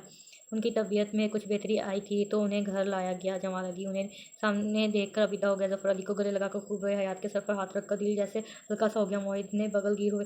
उमर इस्लामाबाद जा चुका था। समरा ने उसकी खूब खातर की। बाबा ठीक हो गया। बाबा थक गया हूँ, आराम करना चाहता। समरा उसे हयात के रूम में ले आई थी। वो चारपाई पर लेट गया और जल्दी ही नींद की गोश्त में चला गया। ज़फ़र ने उन्हें मोहित और हयात के निकाह के बारे में भी बताया। वो खुश हुए और मुतमईन भी। हयात बच्चे मुझे माफ़ कर दो। आप क्यों माफ़ी मांग रहे हैं बड़े मामू? मैं आपसे बिल्कुल भी नाराज़ नहीं हूँ। मैंने बहुत बुरा किया तुम्हारे और तुम्हारी माँ के साथ, बहुत ज़्यादती की मैंने। मेरे दिल पर बहुत बोझ है। अगर तुम मुझे माफ़ कर दोगी तो ये बोझ उतर जाएगा। प्लीज़ मुझे माफ़ कर दो। हाथ जोड़े हुए थे। हयात ने आगे बढ़कर उनके हाथों को किदस के साथ आंखों से लगाया। ये शायद उसके माफ़ करने का अंदाज़ था। बड़े मामू बड़े मामू मेरे दिल में आपके लिए कोई बदगुमानी नहीं है। मैंने आपको माफ़ कर दिया है। मैं तुम्हें एक एड्रेस दे रहा हूँ, अगर तुम वहाँ जा सको तो। वो तुम बरसों से तुम्हारा इंतजार कर रही हैं। कौन है वो? तुम्हें वहाँ जाकर पता चल जाएगा। डायरी पढ़कर समझ आ जाएगा। अकेली मत जाना। मोहित उठ जाए तो वो तुम्हें साथ ले जाएगा। ज़फ़र बोले ठीक है। 4 बजे के करीब उसकी आंख खुली। जमाई रुकते उठ बैठा। आंखें मसलते हुए अतराफ में नजर दुराई। कमरे का जायजा ले तो चारपाई, एक कुर्सी, टेबल, एक अलमारी के अलावा कुछ भी ना था। अलमारी खोली तो वो भी खाली थी। वो अपने साथ तो यहाँ से सारी यादें लेकर गई थी। उसने वाशरूम की जानिब कदम बढ़ाए थे कि दरवाजे पर दस्तक हुई। दरवाज़ा खुला तो सामने से उसे देखकर मुंह का जवाब गिरा। क्या है? ये मेरा कमरा है तो ये कि मैं आ सकती हूँ यहाँ? तुम कौन होते हो पूछने वाले? मैं कौन होता हूँ? कहा किसी जिन भूत से किया था क्या? तशरीफ़ लाइए। रास्ता दिया गया। वो अंदर आकर चारपाई पर बैठ गई। मुझे कहीं जाना है और तुम मेरे साथ चल रहे हो? किस खुशी में? मामू ने कहा है। मामू की चमची, कहाँ जाना है? इससे तुम्हारा कोई वास्ता नहीं। वो वाह मैडम, ताली बजाकर उसके सामने खड़ा हुआ। मैं साथ चल रहा हूँ और तुम कह रही हो मुझे इससे कोई वास्ता नहीं। चल रहे हो कि नहीं? सर फिरी लड़की, फ्रेश होकर आता हूँ। वाशरूम में घुस गया। अजीब और खड़ा शख्स है। आधे घंटे बाद वो मामू के बताए हुए ड्रेस पर मौजूद थे। तंगली कच्चे मकान। क्या मैं पूछ सकता हूँ कि हम इस अजीब सी जगह पर क्यों आए हैं? नहीं तुम मत पूछो। ढीठ लड़की। तीसरी दस्तक पर एक लड़के ने दरवाज़ा खोला। वो लगभग 14 साल का था। जी यहाँ एक खातून रहती हैं। जी मेरी खाला हैं। क्या हम उनसे मिल सकते हैं? लड़के ने रास्ता दिया। वो दोनों अंदर आ गए। घर का सहन कच्चा था। एक साइड पर टूटी कुर्सियाँ पड़ी थी। सामने 2 कमरे थे। उनका टूटी कुर्सियों का कारोबार था। हयात ने उसे आंखें दिखाई। उस कमरे में एक लड़के ने इशारा किया और खुद दूसरे कमरे में घुस गया। हमें कमरे में तो छोड़ आता। ग्लासेस पहननी है, दिखाई देता है अल्हम्दुलिल्लाह से तो खुद चलो। दरवाज़ा खुला तो दवाई की बू ने उसका इस्तकबाल किया। कमरे में हल्की रोशनी थी। मोहित ने आगे बढ़कर लाइट ऑन की। साथ ने चारपाई पर एक कमज़ोर खतून तकिए के सहारे आंखें मूंदे लेटी थी। होंठ हिल रहे थे, शायद कुछ विद कर रही थी। आंटी कौन है? मोहित ने उसके सामने कोई कोशिश की। मुझे खुद नहीं पता कौन है। हयात खतून ने आंखें खोली। हयात थोड़ा आगे हुई। मोहित दरवाजे के पास ही खड़ा था। खतून की नज़र इस पर पड़ी। हयात ने देखा उसके तासरात ऐसे थे जैसे भी यकीन हो। मदिया तुम आ गई हो? मैं कब से तुम्हारा इंतज़ार कर रही थी। कुछ लम्हों बाद वो उससे से लगाए रो पड़ी थी। मदिया हयात गुम रह गई। मदिया उसकी माँ कौन थी? ये खतून जो उसे मदिया समझ रही थी। तुम ज़रा भी नहीं बदली, बिल्कुल वैसी ही हो। उन्होंने हयात का चेहरा हाथों में थाम लिया था। मोहित हैरानगी से इस मंजर को देख रहा था। वो शायद कुछ समझ रहा था। उसके बाबा ने उसे फूफो के बारे में बहुत बातें बताई थी जिसमें उसकी दोस्त का भी जिक्र था कि क्या ये वही है? मैं मदिया की बेटी हूँ। अंकल। हयात हिम्मत करके बात शुरू की। खतून ने चंद साने उसे और फिर से रोने लगी। मैं जानती हूँ तुम मदिया की बेटी हो। बरसों उसके आने का इंतज़ार किया है मैंने। तुम्हारी आमद ने जैसे मुकम्मल कर दिया। तुम हूबहू अपनी माँ जैसी हो। आप मेरी माँ को कैसे जानती है? मैं सानिया अजीज़ हूँ, तुम्हारी माँ की दोस्त भी और दुश्मन भी। मैं तुम्हारी माँ ने बड़ी तकलीफ सही हो, उसकी ज़िम्मेदार मैं हूँ। मैं उसकी दोस्ती के काबिल ना बन सकी। हयात का वजूद शल हो गया था। जमाल अली की तरह सानिया को भी अपनी नादानी का एहसास और पछतावा हुआ था। तब जब मदिया रजवान से शादी करके इस्लामाबाद चली गई थी। सानिया जमाल अली से राब्ते में थी। मदीहा के मिलने पर मुझे बता दें। वो मदीहा से माफ़ी मांगना चाह रही थी। ये एक पछतावा उसे ज़िंदगी में आगे बढ़ने नहीं दे रहा था। वो बेसब्री से मदीहा के मिलने की मुंतज़िर थी। आखिर खबर उसे जमाल अली ने यह मिली कि रिजवान को गोली मार दी और मदीहा बच्ची को वो जन्म देकर दुनिया से चल बसी। सानिया जी जानती थी कि उस वक़्त उसके दिल पर क्या बीती थी। सीने में पछतावे का बोझ लिए अब भी कहीं उम्मीद थी कि मदीहा ना सही उसकी बेटी से कभी तो मुलाकात होगी। वो इससे उसकी माँ के साथ की गई बेवफाई की माफ़ी मांग लेगी। जमाल अली का फिर उससे राब्ता ख़त्म हो गया। उसे इसका घर भी नहीं मालूम था कि मिलने चली जाती। हर रोज़ वो इस आस पर जीती कि मुझसे भी मदीहा की परछाई दरवाज़ा खोल कर अंदर आएगी। वो अंदर से मर गई थी। इंसानी जज्बात जैसे ख़त्म हो गए थे। दुनिया से दिलो चाट हो गया। कोई भी रिश्ता आता इनकार कर देती। माँ भी अब उसे बुरा भला कहने लगी थी। फिर उसने कच्ची गलियों में कच्चा मकान किराए पर लिया। कुछ सालों बाद उसे फालज का दौरा पड़ा। ऐसा पड़ा कि बिस्तर से जा लगी। उसका भांजा उसके पास आकर रहने लगा। बिस्तर से लगे रोज़ दरवाजे को तकती जाती और आज उसका इंतज़ाम मुकम्मल हुआ। इंतहा हयात उसके सामने थी। हयात के भी आंसू वह थे। क्या ज़िंदगी थी उसकी माँ की। अपनों ने उसके साथ ज़्यादती की और अब जब वो नहीं रही थी तो सब माफ़िया मांग रहे थे। मैंने आपको अपनी माँ के साथ की ज़्यादती के लिए माफ़ किया आंटी। मैंने आपको माफ़ किया। आंसू पोंछते उठ खड़ी हुई और मौत को चलने का इशारा किया। अल्लाह हाफ़िज़ मदीहा। वो निकल चुके थे और पीछे सानिया अजीज़ की रूह भी। कहीं से ढूंढ कर ला दो वफ़ा जो मिल जाए। तरस गया है जहाँ रस्म दोस्ती के लिए। खुलूस से दिल ही नहीं रब्ते बाहमी के लिए। वफ़ा भी शर्त है दोस्ती के लिए। 3 दिन बाद उसकी वापसी हुई। वो खामोश थी। चेहरा मुरझाया हुआ था। सफ़र ने भी हयात से बात न की थी। वह कुछ वक़्त खुद के साथ गुजार ले। वापसी का रास्ता खामोशी से कटा था। घर पहुंचकर सीधा अपने कमरे में चली गई। वो रात 1 बजे घर पहुंचे थे। बाबा वो ठीक है ना। वो दोनों इस वक्त ज़फ़र के कमरे में मौजूद थे। ज़फ़र बैठकर उनसे टेक लगाए। मुआविद उसकी टांगें दबा रहा था। उसे बस तन्हाई की ज़रूरत है। थोड़ी देर ठीक हो जाएगी। तुम्हें उसकी फ़िक्र हो रही है। नहीं नहीं तो मुझे क्यों उसकी फ़िक्र होने लगी। आप ठीक थक गए होंगे। सो जाएं। मुझे भी आराम करना है। कहकर वो जा शुक्रिया तो तुम कहोगे। वो खुलकर मुस्कुराए। कमरे में आकर मुँह हाथ धोया। नींद आंखों से कोसों दूर थी। बैग से डायरी निकाली। बेड पर बैठ गई। आज का दिन उसके लिए बहुत बड़ा था। आखिरकार वो दिन आ ही गया जब उसने वो डायरी पढ़नी थी जो उसके अजीज़ की थी। उसकी माँ की डायरी। उसने बेसब्री से इस दिन का इंतज़ार किया था। वो कब वो अपनी माँ अब आपकी ज़िंदगी के बारे में सब जान पाएगी। उसे जानना था कैसी ज़िंदगी थी उसकी। क्या कुछ हुआ था उनके साथ। उसका तजस्सुस बढ़ रहा था। धड़कते दिल और कांपते हाथों के ऐसे डायरी का पहला सफ़र खोला। कई दिनों बाद वो इस्लामाबाद से वापस आया। माँ की ज़बानी हयात की आमद का सुना था। अकबर लगे वो खुद आई थी यहाँ। आपने उसे जाने क्यों दिया। वो अब बाग के सामने खड़ा हो गया उसकी खुशी के लिए। वो यही चाहती थी। आप चाहते होंगे ऐसा बिल्कुल नहीं चाह सकती। क्योंकि वो क्यों नहीं चाह सकती। वो यहाँ क्यों रुकना चाहेगी जब उसका नकाम मोहित के साथ हो गया है। नका वो तदुरुस्त रह गया। मोहित के साथ क्या बकवास है ये। वो भड़का। आप लोग फिर से उसके साथ ज़्यादती कर रहे हैं। किसी ने कोई ज़्यादती नहीं की। उमर उसकी मर्ज़ी से नकाब है। बस कीजिए। आप उसे कुछ नहीं दे सकते तो अजियत भी मत दें। मैं जानता हूँ उसे निकाह के लिए मजबूर किया गया होगा। अब तो मैं जाऊँगा वहाँ उससे बात करूँगा। किधर जाओगे। क्या तुम उनके घर का पता मालूम है। क्या आप नहीं जानते कि आपके भाई दुबई के मरूफ बिजनेसमैन में से हैं। तो मुझे घर का पता मालूम करने में कोई मुश्किल नहीं होगी। होश में आओ उमर। फिर से गलती मत दोहराओ। इस बार मैं नहीं तुम उसके साथ ज़्यादती करने जा रहे हो। वो बेबसी से बोले किस कदर बागी हो गई थी उनकी औलाद। उमर रुक जाओ मत करो ऐसा। दिल थाम कर रह गए। ज़फ़र ऑफिस जा चुके थे। मोहित हॉस्पिटल से जल्दी ही फारिग हुआ। 5 बजे वो घर पहुंच गया। किचन में आकर पानी पिया। चूल्हे के पास बाउल में नूडल्स पड़े थे जो शायद उसने अपने लिए बनाए थे। ये बच गए थे। उसने वहीं खड़े खड़े 4 नवालों में नूडल्स ख़त्म किए और बाहर निकल आया। उसके कमरे के बंद दरवाजे पर नज़र डाली। क्या कर रही होगी वो। सो गई होगी क्या। लेकिन इस वक्त क्यों सोएगी। कमरे की लाइट क्यों बंद है। ऐसा जो कदम बढ़ाए दरवाजे के अंदर झांका। वो उसे चेयर पर बैठी दिखाई दी। अफसुदा सी। आज उसके हाथ में कोई बुक नहीं थी बल्कि डायरी थी। डायरी सीने से लगाए मेज़ को तक रही थी। बुरी आंखों में ढेर सारी नमी थी। Good afternoon. पैंट की जेबों में हाथ डाले वो इसके सर पर पहुंच गया था। एक नज़र उस पर डाली और मुंह दूसरी जानब कर लिया। शायद वो अपने आंसू छुपा रही थी। आंसुओं को मत रोको हयात वरना शख्सियत गर्दो गुबार की मानिद हो जाती है। उससे बहने दो। जैसे बारिश बहुत से धुंधले मंजिल साफ और शफाफ कर देती है। हयात ने फ़ौरन आंसुओं को पहुँचा था। मैं ठीक हूँ। चेहरे पर मुस्कुराहट सजाई। वो तो दिख ही रहा है। बाय द वे तुम्हें क्या हुआ आज। मुझे क्या होगा। सॉफ्टली बात कर रहा हूँ कर रहे हो मुझसे। उसने ठंडी आह भरी। कुछ ज़्यादा ही नरम हो गया था शायद। तुम यहाँ क्या कर रही हो। अपनी टोन में वापस आया। ओह मैं बोर हो रही थी तो यहाँ आ गई। सॉरी। वो अब हैरान होने की बारी मोहित की थी। तुमने अभी अभी मुझे सॉरी बोला ना। ओ खुदाया मैं जा रही हूँ। झरझराते हुए कदम बढ़ाए। वो उसे रोकना चाह रहा था पर वो तो खुद ही रुक गई थी। मोहित। उसने चीख मारी कि क्या हुआ। दिल पर हाथ रुका। इतनी तेज़ आवाज़। वो भाग कर कुर्सी पर खड़ी हो गई। उसे भगाओ कैसे भगाऊँ वो उसे जो चूहा। एक नज़र हयात पर डाली और दूसरी नज़र चूहे पर जो बेसुध पड़ा था। मैं किसी दिन मेरा मजाक उड़ाना बंद करो, इसे यहाँ से निकालो। कैसे निकालो? ये वाकई में मर चुका है, लग तो ऐसा ही रहा है। देखो अब कब से ऐसे ही एक ही जगह पड़ा है। हाँ तो ये तो है, रुको मैं देखती हूँ। अगर मरा हुआ हुआ तो तुम हाथ में शॉपर डालकर इसे उठाकर बाहर फेंक देना। ये करना रह गया था बस। उसने गहरी सांस भरी, ये चेयर से उतरी, आस्ता से कदम आगे बढ़ाए। बड़ी चूहे ने फासले पर मोहित के पीछे खड़े होकर चूहे को देखने लगी। उसको भी चूहे के साथ बाहर फेंक दूंगा, यहाँ से पता नहीं चलेगा। आगे थोड़ा आगे जाओ। वो उससे घूरती 2 कदम आगे बढ़ी। अभी झुकी ही थी कि चूहा हला और फिर फुर्ती से भागा। मोहित मोहित। वो पलटकर उसके सीने से लगी आंखें डर से मीच ली थीं और मोहित। उसकी धड़कनें बेतरतीब हुई, वजूद साकत हुआ। दिल इतनी जोर से धड़कने लगा, उसे लगा अभी फटकर बाहर आ जाएगा। हाँ, सांसें हलक में अटक कर रह गईं। ये क्या हो गया था उसे? तुमने झूठ बोला कि वो मर चुका है ताकि मैं करीब जाऊँ मुझे काटे। उसके सीने से लिपटे रोने लगी। एक तो वो इसके सीने से लगी थी, ऊपर से उसका नाम। मोहित के दिल की हालत बेतरतीब करने को काफ़ी था। आई एम सॉरी, मुझे नहीं पता था कि तुम इतना डर जाओगी, वरना पहले ही भगा देता। सॉरी। मोहित ने माजरत की, वो भी हयात से। सच में? उसने पट से आंखें खोली तो एहसास हुआ उसके सीने से लगी है। ढेरों शर्मिंदगी के साथ उसके लगी हुई नजरें उठाना तक मुश्किल हो गया था। शर्मिंदगी से चेहरा लाल हो रहा था। बिना उसकी तरफ देखे वहाँ से निकल गई। क्या हो रहा है मुझे?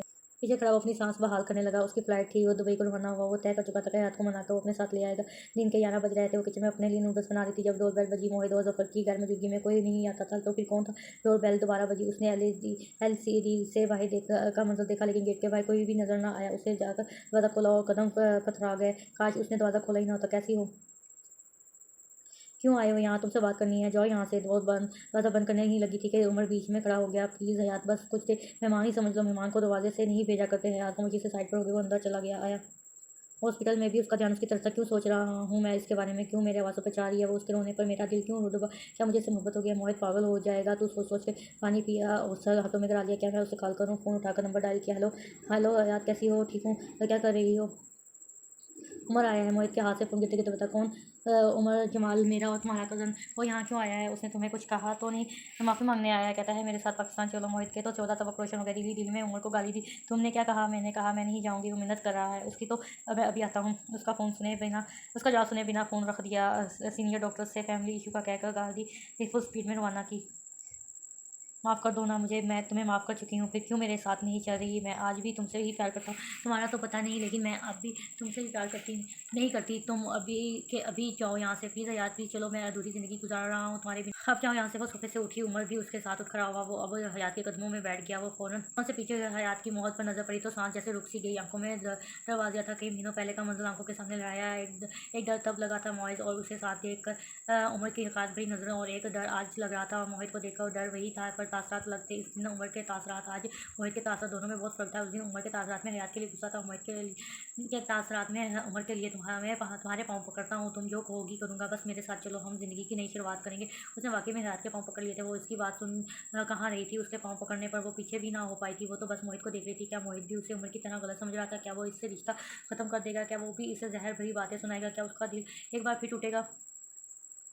दूर रहो हयात से। गलीजी सा गुस्से से बिफरे आगे बढ़कर उमर को गिरबान से पकड़कर खड़ा किया। तुम्हारी हिम्मत कैसी हुई हयात के करीब होने की? तुम्हें यहाँ नहीं आना चाहिए था। आज मेरे हाथों से तुम्हारा कत्ल हो जाएगा। उसने उमर के मुंह पर जोर से सुना मारा। फोन पड़ चुका था। उमर खून रस रहा था। उमर ने उंगलियों के पोलों से खून साफ करके मोहित को देखा। गलीज तो तू है। तुम लोगों ने ज़बरदस्ती हयात का निकाह करवाया, जुल्म करा है इसके साथ। तुझे मैं उमर भी उस पर झपका था। दोनों ने एक दूसरे को लोहान कर दिया था। हयात और की तरह बुत बने खड़े दोनों को देख रही थी। कैसे रोके उसने? मोहित ने उसे ज़मीन पर पटका और टेबल से गुलदान उठाकर उसके सर पर मारना चाहा। प्लीज़ मोहित। हयात की आवाज़ पर उसके कदम और हाथ रुके थे। मोहित मुड़कर देखा। उसकी नज़रें लजाया कर रही थी कि ऐसा गुनाह मत करो। मोहित ने गुलदान साइड पर रखा और उमर उठकर उसके मुंह पर मुक्के मारने वाला था कि हयात बीच में आ गई। खुदा का वास्ता है उमर, चले जाओ यहाँ से। तुम डरो मत। अब कोई तुम्हारे साथ ज्यादती नहीं करेगा। तुम चलो मेरे साथ। ये तुम्हें नहीं रोक सकता। बस करो उमर, खुदा का वास्ता बस करो। वो रोते हुए चीखी थी। ज्यादती तुम कर रहे हो मेरे साथ, जो ज़बरदस्ती मुझे यहाँ से ले जाने पर तुले हुए हो। मैं क्यों जाऊँ तुम्हारे साथ? और खबरदार जो मोहित के लिए गलत गलीज जैसे घटिया अल्फाज इस्तेमाल किए। लगा हुआ है मेरा इससे, और किसी से ने कोई ज़बरदस्ती नहीं किया। वो सांस लेने को रुकी। मोहित और उमर दम साधे सुन रहे थे। एक शौक में था और दूसरा हैरान। और जो तुम मोहब्बत की बात कर रहे हो, मैं अब तुमसे मोहब्बत नहीं करती। मोहित मेरा शोहर है, वही मेरा सब कुछ है। मैं खुश हूँ इसके साथ। खुदा ताला मुझे मेरे हाथ पर छोड़ दो, आगे बढ़ो और मुझे भी खुश रहने दो। उमर जिस कर्ब से उसके अल्फाज हुए थे वही जानता था। शिकस्ता दिल लिए वो वहाँ से निकल आया। मोहब्बत की बाजी हार चुका था वो। हयात को खो दिया था उसने, और कितना बदकिस्मत था वो जो उसकी कदर ना कर सका। मोहित सोफे पर ढह गया। माथे से खून बह रहा था। निचला होठ फटा हुआ था। चेहरे पर जख्म का निशान था। आंखें बंद करके गहरी सांस लेने लगा। तुम ठीक हो? वो इसके ऐन सामने आकर खड़ी हुई। ये अंधी है क्या? ये इसकी आंखें अब भी बंद थी। डर तो नहीं हो रहा? नहीं, मुझे तो बड़ा मजा। पल खामोशी से खड़ी रही। फिर ऊपर जाकर उसके कमरे से फर्स्ट एड बॉक्स ले आई। उसके साथ सोफे पर बैठ गई। मोहित ने आंखें खोलकर सवालिया नजरों से उसे देखा। क्या मैं तुम्हारे जख्मों पर मरहम लगा दूँ? पूछना ज़रूरी है, कोई ज़रूरत नहीं, मैं ठीक हूँ। मामू को कहूँगी कि मैं दवाई लगाना चाह रही थी कि उसने मना कर दिया, जल्दी लगाओ। वो उठने लगी कि मोहित की आवाज़ पर मुस्कुराहट रोक कर फिर से बैठ गई। मरहम लगाते हुए उसके हाथ काँप रहे थे। कितनी चोट लगी थी, कितना दर्द हो रहा था उसे। हो गया होगा। वो उठकर जाने लगा। जब वो उसके सामने आ खड़ी हुई, वो हाथ में उससे छोटी, हाइट में उससे छोटी थी, उसके कंधे तक आती थी। मोहित की नज़रें नीचे करके उसे देखना पड़ता था। क्या है, नाराज़ हो मुझसे? नहीं। फिर इतना रूडली क्यों बात कर रहे हो? नई बात है क्या? वो खामोश रहा। क्या तुम भी मुझे वैसी लड़की समझ रहे हो? कैसी बदकिरदार? मोहित का मुंह खुला रह गया। बस उसे थोड़ी नाराज़गी और गुस्सा दिखा रहा था। उसने गेट क्यों खोला? उसे किसी के लिए भी गेट नहीं खोलना चाहिए था, ताकि उसे एहसास हो और आइंदा एहतियात बरते। लेकिन वो तो उसकी नाराज़गी को नया रुख दे रही थी। उफ, मैं तुम्हें ऐसा नहीं समझ रहा, तो फिर मुझे तुम पर गुस्सा आ रहा है क्यों? उसकी बस हो गई। तुम्हारा दिमाग खराब था जो तुमने गेट खोला। मेरे और बाबा के अलावा किसी के लिए भी तुम्हें गेट नहीं खोलना चाहिए। मुझे नहीं मालूम था कौन है, नहीं मालूम था, फिर भी गेट खोला। हद नहीं हो गई? ये वो फयाद ने सहम कर सर झुका लिया। वो उसके झुके सर को देखकर रह गया। उसके इसलिए मैं तुमसे बात नहीं कर रहा था। जानता था गुस्से में बहुत कुछ बोलूँगा, और मैं तुम पर गुस्सा नहीं करना चाहता, कहकर ऊपर चला गया। हाथ ने नम आंखों से उसे जाते हुए देखा। खुशी थी भी थी कि मोहित को उसकी फिक्र थी। बुरा लगा मोहित ने उस पर गुस्सा किया। जफ़र अली रात को घर आए। मोहित ने उन्हें सारी रात की बात बताई। जमाल अली कॉल करके बेटे की तरफ से उनसे माफ़ी मांग चुके थे। वो बेहद शर्मिंदा थे। जफ़र अली को गुस्सा तो बहुत आया, लेकिन उन्होंने बात को आगे नहीं बढ़ाया। आज इतवार का दिन था। दोनों बाप बेटा घर पर थे। असर का वक्त था। मौसम अच्छा था। गहरे बादल और हवा चल रही थी। वो लॉन में आ गई। जफ़र अली बागबानी के शौकीन थे। वहाँ हर किस तरह फूल और पौधे लगे थे। बीच में एक सोफ़ा नुमा झूला था जिस पर वो बैठ गई। जफ़र किचन में चाय बना रहे थे। मोहित भी उनके सर पर खड़ा था। ओपन किचन से हयात को लान जाते देखा तो खुद भी कुछ देर बाद वो भी उसी तरफ आ गया। वो मुंह लटकाए सर झुकाए झूला झूल रही थी। वो उसे देखता साथ रखे चेयर पर बैठ गया। हयात को उसकी आमद की खबर तक ना हुई। चूहा कहाँ का कहाँ है? चूहा झटके से उठी और मोहित कैसी निकल गई। कितने बुरे हो तुम? ऑफ मूड के साथ दोबारा झूले पर बैठ गई। सोचा तुम्हें जगा दूँ। खामोश। क्या हुआ है? खामोश। मुझसे कोई शिकायत नहीं? मतलब मुझसे ही नाराज़गी है? वजह पूछ सकता हूँ? नहीं। मेरी कोई बात बुरी लगी है? नहीं। क्या तुम मेरे इस दिन के गुस्सा करने से खफा हो? नहीं। क्या करूँ मैं? इस लड़की इसने तो नॉर्मली थोड़ा तेज़ लहजे में उसे समझाने के लिए बात की, लेकिन वो तो उसे गुस्सा समझ कर 2 दिन से मुंह लटकाए बैठी है। काश मैं खामोश रहता उस दिन। मुझे क्यों एहसास ना हुआ कि हयात हर्ट हो सकती है। उसके बाद मैंने बात भी नहीं की। बाबा सही कहते हैं, गधा हूँ मैं। वो उठकर उसकी तरफ आया। झूले के दूसरे कोने में बैठ गया। उठो यहाँ से, आई एम सॉरी। उसने अपने कान पकड़े। हयात ने मुस्कुराहट रोकने के लिए चेहरा दूसरी जगह कर लिया। नाराज़गी खत्म कर दो ना, मुझे मनाना नहीं आता। हयात ने अब भी चेहरा नहीं मोड़ा था। मेरे पास तुम्हारे मनाने का एक तरीका है। हयात ने उसकी तरफ देखा। बेतुका आइडिया ही होगा। मैं अपनी लाइब्रेरी तुम्हारे साथ शेयर करने को तैयार हूँ, बल्कि आज से लाइब्रेरी की चाबी तुम्हारे हाथ में है। हयात ने फटी आंखों से उसे देखा। होश में तो था वो। अगर तुम मान जाओ तो। सच में? वो खुशी से चहकी। हाँ। मोहित ने उसकी खुशी देखकर सुकून का सांस लिया। मैं नाराज़ नहीं हूँ। ओह मैडम, बड़ी जल्दी काया पलट दी। लाइब्रेरी के लिए कुछ भी, और तुम्हारी खुशी के लिए हज़ारों लाइब्रेरियाँ तुम पर कुर्बान। बाबा चाय बना रहे हैं, चलो। वो उठ खड़ा हुआ। उसके सामने आकर थोड़ा झुका। हयात सांस रोककर उसे देखने गई। हयात तक सरगोशी की। उसका क्या मतलब है? कुछ नहीं, ये चलो कहते हुए वहाँ से चल दिया। उसने मेरी तारीफ की या बुराई? कहीं मेरा मजाक तो नहीं उड़ाया? उफ खुदाया, सीधा सीधा बोल देता ना। अ, तुम्हारे संग ज़िंदगी मुकम्मल है। 7 महीने गुजर गए। इन 7 महीनों में बहुत कुछ बदला। तो उमर अपने लिए कि पर शर्मिंदा गाते हैं। आपसे माफ़ी मांगी और हिना के साथ ज़िंदगी की नई शुरुआत शुरू की। परवा की शादी भी साजिश से हो गई। तुम्हारी को दूसरा अटैक आया। इस बार वो ना बच सके और दायफानी से गुरखत हो गया। ज़िंदगी ने एकदम से पलटा खाया। कुछ अपने बिछड़ गए थे। कुछ उनकी सही मंजिल मिल गई थी। सब ऐसे अपनी ज़िंदगी में वापस लौट आए थे। घर को सजाया गया। शादी का माहौल था। मेहमान आ रहे थे। परवाह साजिद उमर हिना 1 हफ्ते पहले ही आ गए थे। शादी की रौनकों को 4 चांद लगा रही थी। बाबा धूमधाम की क्या ज़रूरत है? इसी एक घर से बारात जानी है, ढोलकी आनी है, बस सामान और हयात को ऊपर ही तो शिफ्ट करना है। 2 हफ्ते पहले जब जफ़र ने शादी की अनाउंसमेंट की तो मोहित ने उस पर एतराज़ किया। ठीक है, अगर तुम्हें लगता है कि धूमधाम के बिना तुम हयात और सामान को ऊपर ले जा सकते हो तो नहीं करते धूमधाम। वो अपना समूह लेकर रह गया। बारात वाले दिन दोनों स्टेज पर बैठे थे। दोनों एक साथ बहुत बेहद जच रहे थे। सब तारीफ कर रहे थे। मोहित उसे देख रहा था। मत देखो बार बार। क्यों? तुम्हारी शक्ल देखकर मुझे हंसी आ जाती है। तुम बात नहीं करूँगा अब तुमसे। हयात ने मुस्कुराहट जब की। रात गया तक रस्म चलते रहे। सब रस्म होने के बाद रात को कमरे में ले जाया गया। वो जफ़र के साथ चेयर पर बैठा था। कुछ कहना है? बरखुरदार कहो। शुक्रिया बाबा, आपका बहुत बहुत शुक्रिया। किस लिए? आप जानते हैं ना, जफ़र अली हंस दिए तो मैं जीत गया। आखिर बाबा किसके हैं? वो हंसते हुए उनके गले लग गया। रात 12:30 बजे वो अपने कमरे में आया। दरवाज़ा खोलकर अंदर दाखिल हुआ। उसे दुल्हन के रूप में घूंघट लिए बेड पर बैठा देखकर दिल जोरों से धड़का। वो बेड के पाँव जाने आकर बैठ गया। बोलने के लिए मुंह खोला। आवाज़ हलक में फंस कर रह गई। कोई नई मखलूक तो नहीं? वही मामू की गुड़िया ही तो है। अस्सलाम वालेकुम। हिम्मत की एक वालेकुम सलाम। घूंघट उठा लूँ? नहीं। इसका क्या मतलब उठाऊँ? इसका मतलब उठाऊँ? मुस्कुराते हुए घूंघट उठाया तो वो मुँह रह गया। वो हयात ही ना ही थी या कोई परी? माशाल्लाह।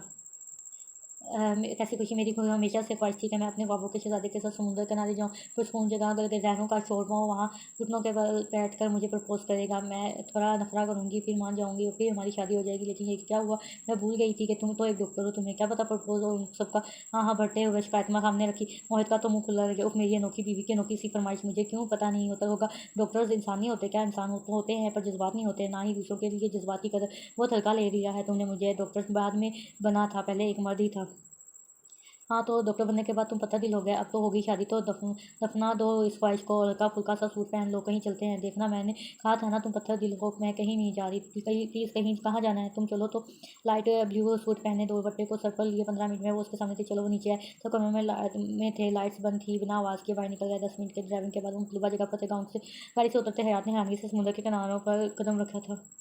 मोहित उसका हाथ पकड़कर लहरों के करीब ले आया। ठंडी हवाएं चल रही थी, लहरों का शोर था, पानी उनके पाँव को छू रहा था। वो अभी तक हैरानगी और खुशी कभी अतली, कभी समुद्र की लहरों को, कभी मोहित को देख रही थी। मोहित ने एक नज़र उस पर डाली, थोड़ा पीछा हुआ, एक घुटना जमीन पर रखते पैंजों के बल बैठा। हयात ने हैरानगी से मुंह पर हाथ रखा था। इंतहा हयात, क्या तुम मेरी हमसफर बनना चाहोगी? ज़िंदगी के इस सफ़र में मेरा साथ दोगी? हाँ, आगे बढ़ाकर मुस्कुराहट लबों पर सजाकर प्रपोज किया। वो तो जैसे शुक्र में थी, तब उसे देख रही थी, आंखें खुशी से भरने लगी थी। जल्दी जवाब दो, मेरा घुटना दुखने लगा है। उसकी बात पर हयात ने हंसते हुए अपना हाथ उसके हाथ में दिया। हाँ, मोहित ने पॉकेट से रिंग निकालकर उसे पहनाई, उसका हाथ लबों से लगाकर चूमा और खड़ा हो गया। तुम कितने अच्छे हो मोहित। वो खुशी थी, बेहद खुश। वो तो मैं खुश शुरू से ही हूँ, बस तुम्हें कभी कदर नहीं हुई। उसका हाथ पकड़कर अपने दिल के मुकाम पर रखा। खुश हो? बहुत खुश हूँ, वैसे भी पहले भी खुश थी, लगाकर मुस्करा दिया। घर चलें? ज़िंदगी हसीन है अगर साथ निभाने वाले मिल जाएं, आपकी खुशी का ज़रिया बनने वाला मिल जाए, आपके बचपने में आपका साथ देने वाला मिल जाए, आपकी हर ख्वाहिश को सर आंखों पर बिठाने वाला मिल जाए। दो दिल एक दूसरे से मुखलिस हों तो ज़िंदगी का सफ़र बेहद हसीन तरीन हो जाता है। खत्म शुद्ध। बहुत ही अच्छा नावल था। आई होप आप लोगों को पसंद आया होगा। तो प्लीज़ चैनल को जरूर सब्सक्राइब करें, बेल आइकन के बटन को प्रेस करें ताकि मैं जो भी नावल अपलोड करूँ उसकी नोटिफिकेशन आपको मिल जाए। और वीडियो को लाइक ज़रूर कीजिएगा। इंशाल्लाह नेक्स्ट वीडियो में नेक्स्ट नावल आप लोगों के साथ शेयर करूँगी। अल्लाह हाफिज़।